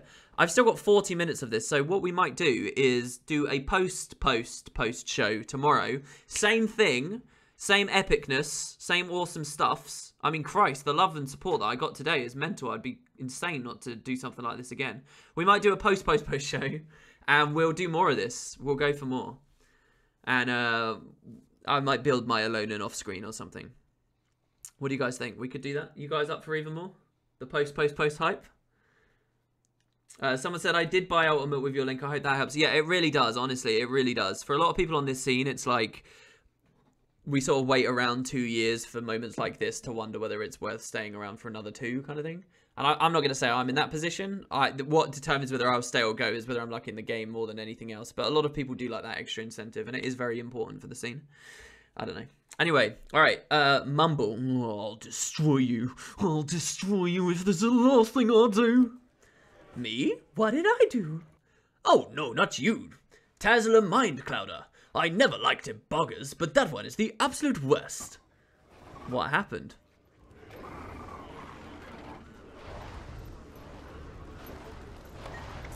Tazler attacked my farm over by Amnoon, injuring a number of workers. My workers are like my family. I don't know what made that Ebogga so nasty, but I won't stand for it. Do you have any theories? They already hinted it was to do with magic earlier, right?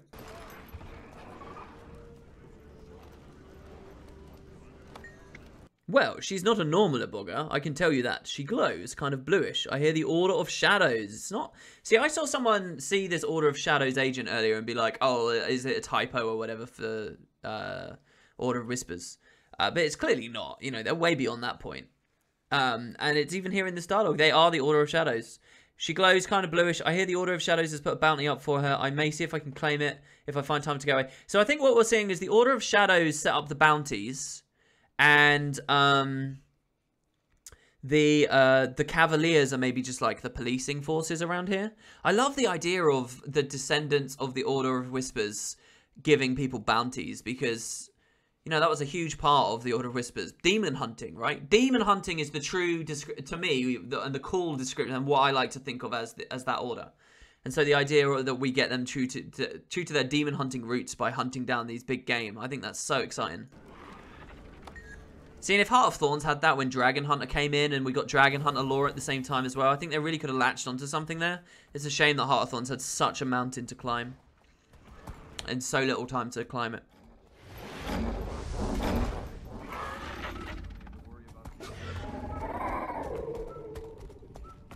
Didn't the Sunspit Scouts give bounties? Yes, there were bounties. Yes, indeed. And those were just the reputation systems, broadly speaking. Oh, I know what Peachy's doing here. She wants to speak to this merchant, and I'm depressed too that we can't. I'm depressed as well. You just have to walk grimly away. Ghibli away? Ghibli? Is that a good word? Glibly? Oh, gods. Check backup disk space. The disk that your backup is saved on doesn't have enough free space. Click to manage. Uh-oh. What backup? I'm not backing anything up, am I? Windows 10. If you give me more issues, I'll be furious. So, check this out. This is interesting. Has that always been there? That's not right. I'm not that out of the loop with this game. Only show profession flag for vendors. I'm guessing when you see, like, big weapon vendors that sell 1 million white weapons all over the world. Wait, what? LOL dead. No, we're still alive, aren't we? Please tell me we're still alive. We are still alive. People will be screaming dead in much greater numbers if we want. So I think that will maybe even be ticked by default, and that will help sort of newbies. And yeah, watermelon. I actually bought some of this on my playthrough.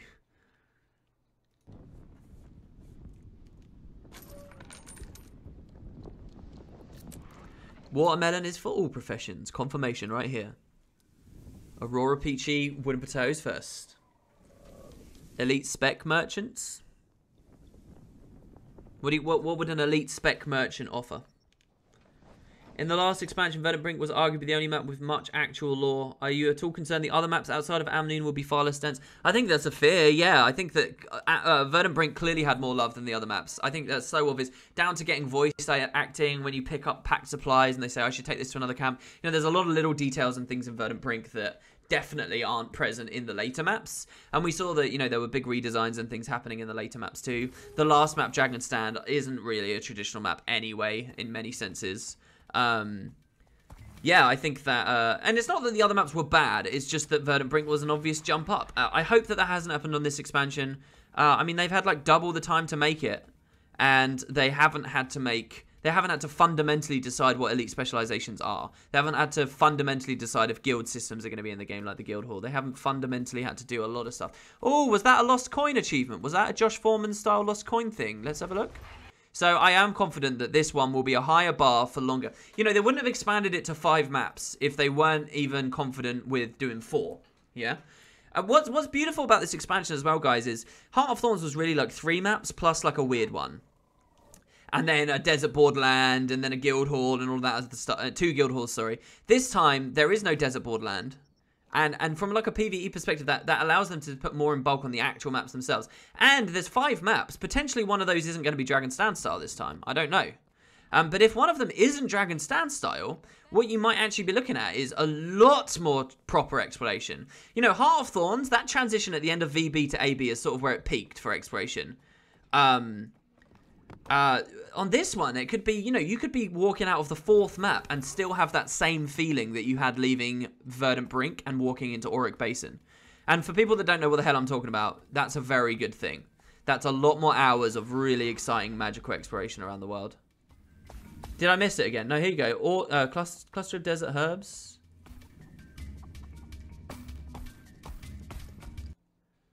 What is this? Tamacine trade contract?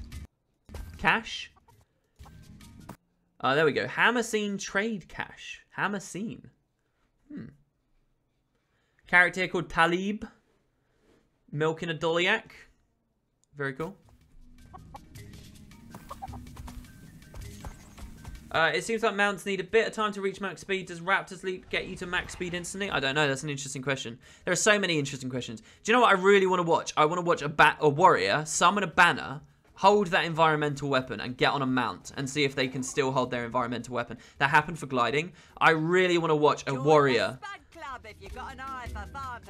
And imagine if it's animated as well, and you've got your banner in one hand, raised above your head as you ride on your raptor or your fluffy bunny bastard. That would be so cool, right? Right? Think about the big ass World vs. World banners as well. If mounts end up in World vs. World, and you got a guy, a banner man, charging around on Raptor back, and he's your commander with the big ass turtle banner. That would be so cool, wouldn't it? Wouldn't that be cool? Yeah, Benji had the same thought. Well done, Benji. Thank you very much, by the way. Shroud just subscribed to me. Thank you so much, Shroud, for joining the Spud Club. I'm sorry if I seem a bit disinterested, but I'm actually still blown away and feeling kind of weird about earlier with all those donations and things. Thank you, everyone who's done anything like that. You guys have all been legends. Thanks for all the subs. I've got a lot more subs recently. A lot more. I think just reminding people of Prime has been the main thing that's done it, but that's super, super awesome of you. Thank you.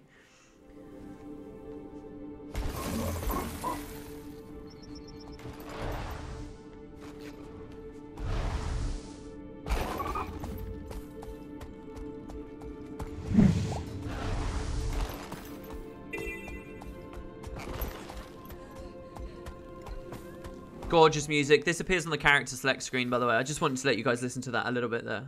Beautiful, beautiful music. Thank you as well to Craden95. Welcome to the Bud Club. Hope you enjoy your new emotes and similar stuff. Oh, some major frame dippage there. GN, thanks for the 3 fans, dude. Is it safe to assume there will be new world bosses in this expansion? I don't know whether it's safe to assume. I don't see a map-wide meta going on this map. What I've always said, okay, is have a mix. The game should have a mix. Now, it's kind of weird because we like to view the current release as the be-all and end-all. I've talked about this a little bit recently. The truth is we had a lot of meta maps, and now we've had a lot of traditional exploration maps, so maybe we should get a lot of meta maps back again now. I don't know. But if we look just within the expansion, we just scope it out purely from that, it might be nice to have an exploration map, followed by a meta map, followed by an exploration map, followed by a meta map, followed by an exploration map. I don't know, something like that. If they did that, I think that would work really well. Join the ranks of the Zaishin Order. Do you know where your god is? Ours is here, now. That's awesome dialogue. That's really cool. I like that. So yeah, I think that would be a really smart move for the devs. I think that would be really, really, really cool. Leave them alone. You're not fooling anyone. We will suffer no blasphemy. Because I think what they've realized is, one of the big things about Heart of Thorns was that it didn't feel traditional enough. It didn't feel, what captured a lot of us when we were first stepping out into Wayfarer Foothills or into Diessa Plateau or wherever in 2012 through till 2015. What captured us wasn't really present in those Heart of Thorns experiences, and I think they're going to try and recapture us instantly on this map. I think this map is going to be that kind of like groovy kind of take it easy, man, it's all chill, let's explore the world style free Guild Wars 2, like that typical Guild Wars 2 experience. I think they're going to give that to us very clearly here, and then they might start feeding metas in later on. That's what I think they'll do. Also, I think, just in terms of LFG and splitting the player base and designing all that stuff, they're kind of good things to try and color away a little bit. I can imagine them seeing people say there's too many metas and them thinking, fuck, okay, cool, awesome. They were really fucking hard to make. Let's do it then. I'll give you less metas if you want less metas. I can easily imagine them thinking that, Can you say anything why the Guildhall Arena got a friggin' hole in the middle? Well, they're just giving people more options, aren't they? I like the look of it. I think of it as a snake pit. I'd like there to be snakes down there. There's no new discipline as well. I'm a bit disappointed in that. When I really started to think about it, I did like the idea of having a new discipline. I know so few people would care, but I did like it. Oh my god, and we had a couple of other subs as well. Domed Score also did it for free, absolutely for free, because you had Prime. Thank you very much. Enjoy your new badges and fun things in chat. It's New K, welcome, welcome.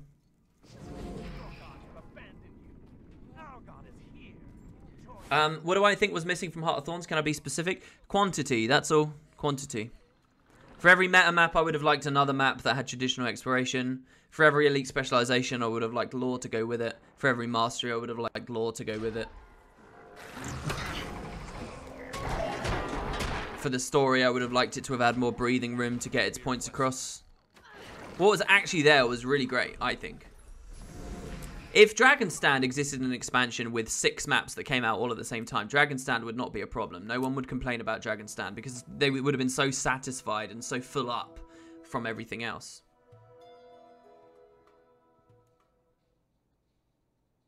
Which Guild Wars 1 Elite area would I like to be made into a fractal and which a raid? Well, I think if the Realm of Torment's going to be a thing, I'd love to go back there in a raid environment. Like a truly oppressive... You know how it was a bit darker in the Bastion of the Penitent? I want that to go like crazy. I want it to be dark. I want it to be grim. If you go back to the Realm of Torment, these fascinating, creepy like eyes staring at you as you wander around. Pitch darkness. Listen to me. The Ravenheart Gloom. A raid of the Ravenheart Gloom. I talked about being rock solid earlier. That is like, oh my god. And if it's really difficult, and the only, but the thing is, in the lore, it's kind of the redeemed realm and so on. So I don't know whether really it works for all those perspectives. So maybe that's a fractal thing. As for another fractal, I don't know. There's a world of opportunity, man. There's a world. I didn't really pay attention to what Peachy did there. Sorry. And we got a $5 as well from Chief Gids. You missed the donation hype earlier, so here's a little something. That's totally okay. Thank you so much. And yeah, that donation hype was... Okay. To anyone who's still in chat, if you were one of those big donators earlier, seriously, thank you. I hope you've got your value out of that. That's so cool. Yeah, the Domain of Pain. Oh. I'd love to go back to the Redeemed Realm and find out that when Cormyr absorbed all of Abaddon's secrets, she was like, yeah, I think that guy's right. And she just kind of went rogue herself, sort of, but in sort of a sneakier way. And she's the goddess of truth, but like it's this gross, like ironic title, if anything.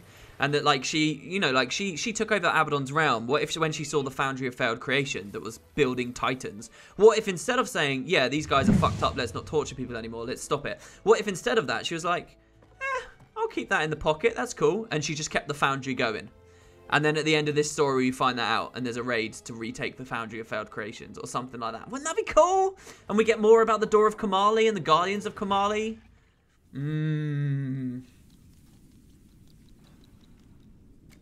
WP just wants to kill Cormyr. No, I mean, what? They could do all of that and make her sympathetic too. But the thing is, it's such a complicated game with so many stories. If they're going to do something like that, where does Palawa Joko get a look in? Where does Kralkatorrik get a look in? Where does Balthazar get a look in if they're doing all of that? Do you know what I mean? It's what's so exciting about this franchise to me, though, that it's just like... Oh, listen to that! Listen to this enemy sound effect. Shh, shh, shh, shh, shh. Ready? We're going to go back. Listen. Wasn't fast enough.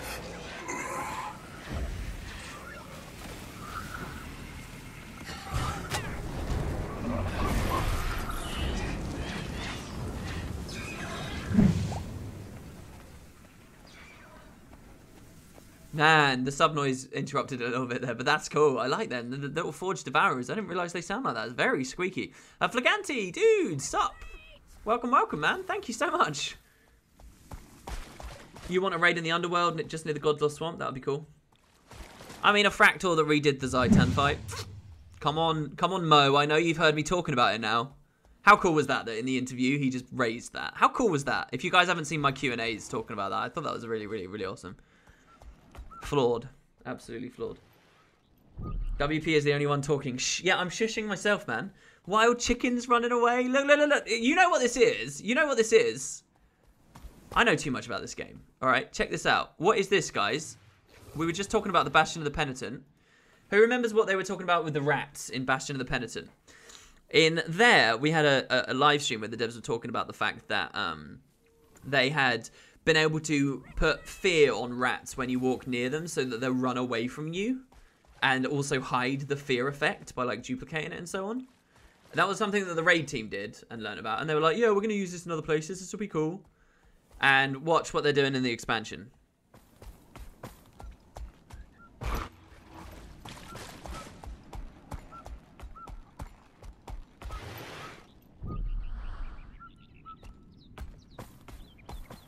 Look at that! Look at that! See? Oh, they look like pigeons. It's cool. Alright, that's probably the most unnecessary, unimportant detail. But listen, this is the kind of stuff I can do on the actual post-show. I couldn't do this on the actual post-show. There's too many, like, vaguely casual people. A trader's key from a stash. Okay, interesting. I don't know what's going on there. Maybe that opens the chest thing that we saw earlier, perhaps? Yeah, this is the kind of, like, obnoxious little things. I just get, you know, the tens of thousands of people being like, what? Why am I watching this? Why do I care about this? No. Move on. And they'd be like, get to the elite specs, man. Go. Show me Soul Beast. Guys, I didn't play Soul Beast. Show me Soul Beast. Guys, I didn't play Soul Beast. Oh, why did they even invite you out? Why didn't you play Soul Beast? Are the hearts in the desert daily or traditional? I am guessing daily. I don't know. Perhaps if Peachy's still in chat, or maybe she'll show us in the footage. I don't know. I don't think anyone stopped to do a heart.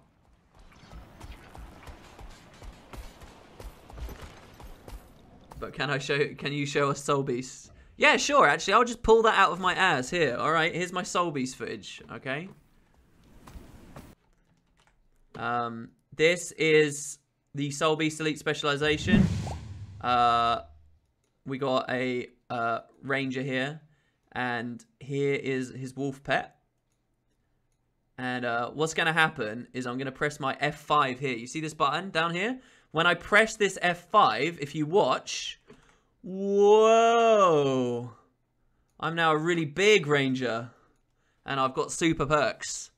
So there you go. That's my Soul Beast footage. Sorry guys, I didn't play very much of it.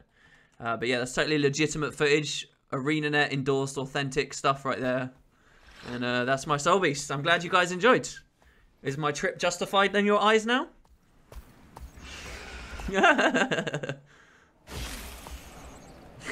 Clip it and call it Soul Beast gameplay. So that's interesting. How did she proc that symbol there? What was that? Was that full damage? Sorry? I mean, I just don't understand Guardian well enough. Does Guardian have a symbol that they drop on incoming damage?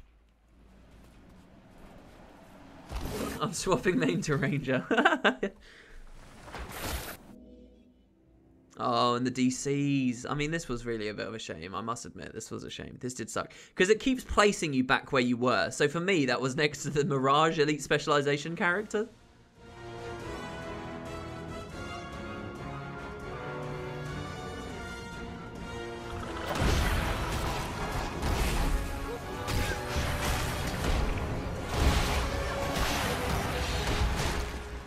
I'm glad to see that Guild Wars 2 has still not learned its lesson of playing way over-the-top combat music for minor encounters. It's like in Skyrim where you accidentally kill a chicken and the entire town explodes at you. It's the audio equivalent of that. Jesus Christ.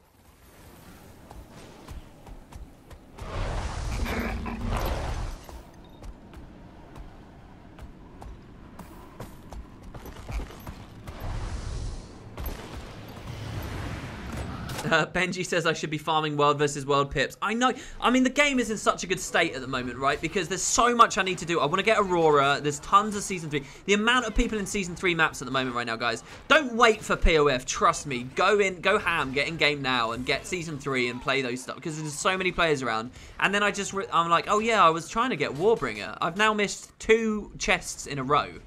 Just because I've been so preoccupied with everything. There's so much to do in Guild Wars these days.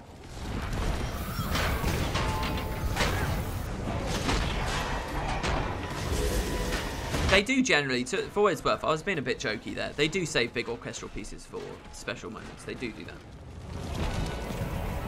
Like, when that option to disable dynamic combat music, that doesn't affect big, specific orchestral pieces at story beats.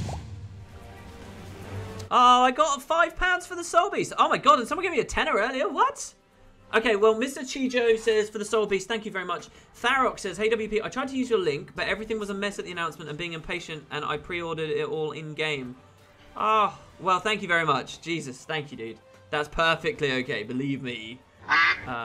You have absolutely made up for yourself. Thank you very, very much. That's lovely.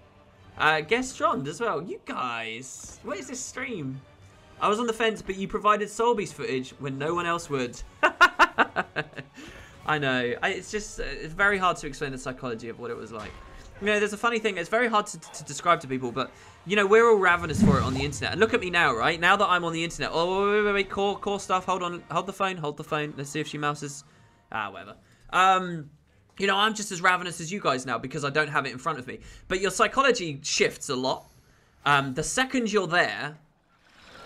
And especially if you're just thinking you're playing for fun. Again, I didn't realize, none of us knew that it was going to be on our shoulders to give all elite specialization stuff. The thought that so many months worth of ArenaNet content and hype was just put on our shoulders there is insane. And none of us appreciate it. None of us knew it. If we did, we would have gone into it very differently.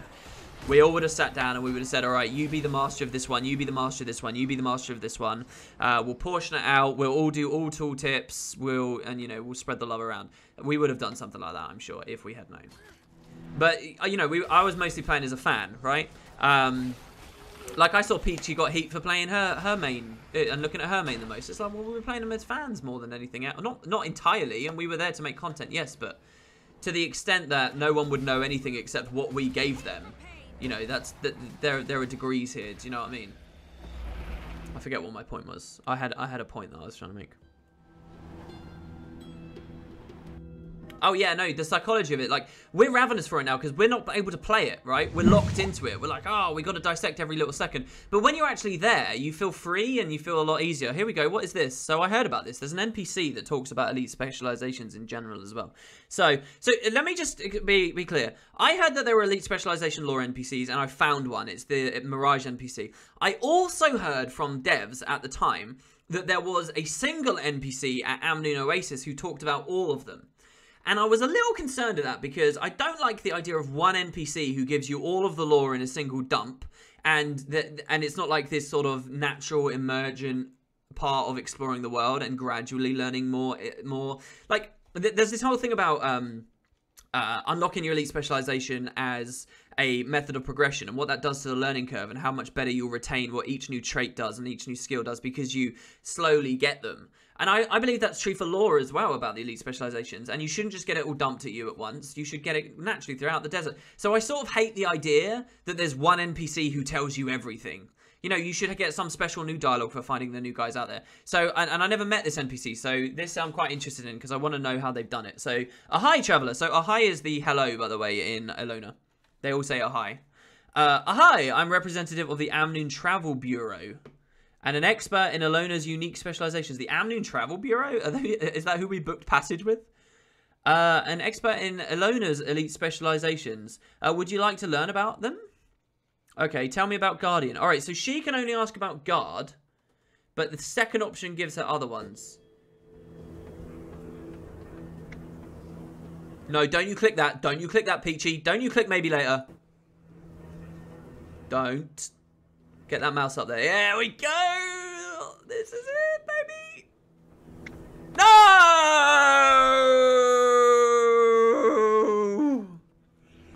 No!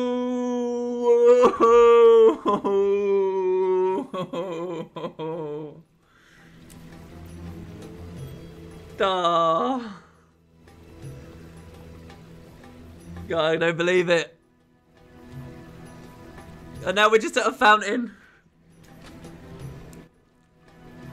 Blue balls, indeedy. I love it.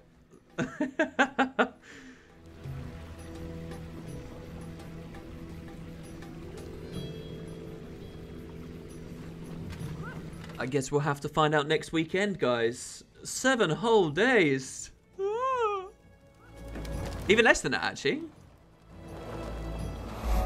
Like, look how beautiful this place is. All right. I think, my friends, with that beautiful blue balling right there, we have been going for a while. 2.5 hours. That's usually the upper limit of what I allow myself.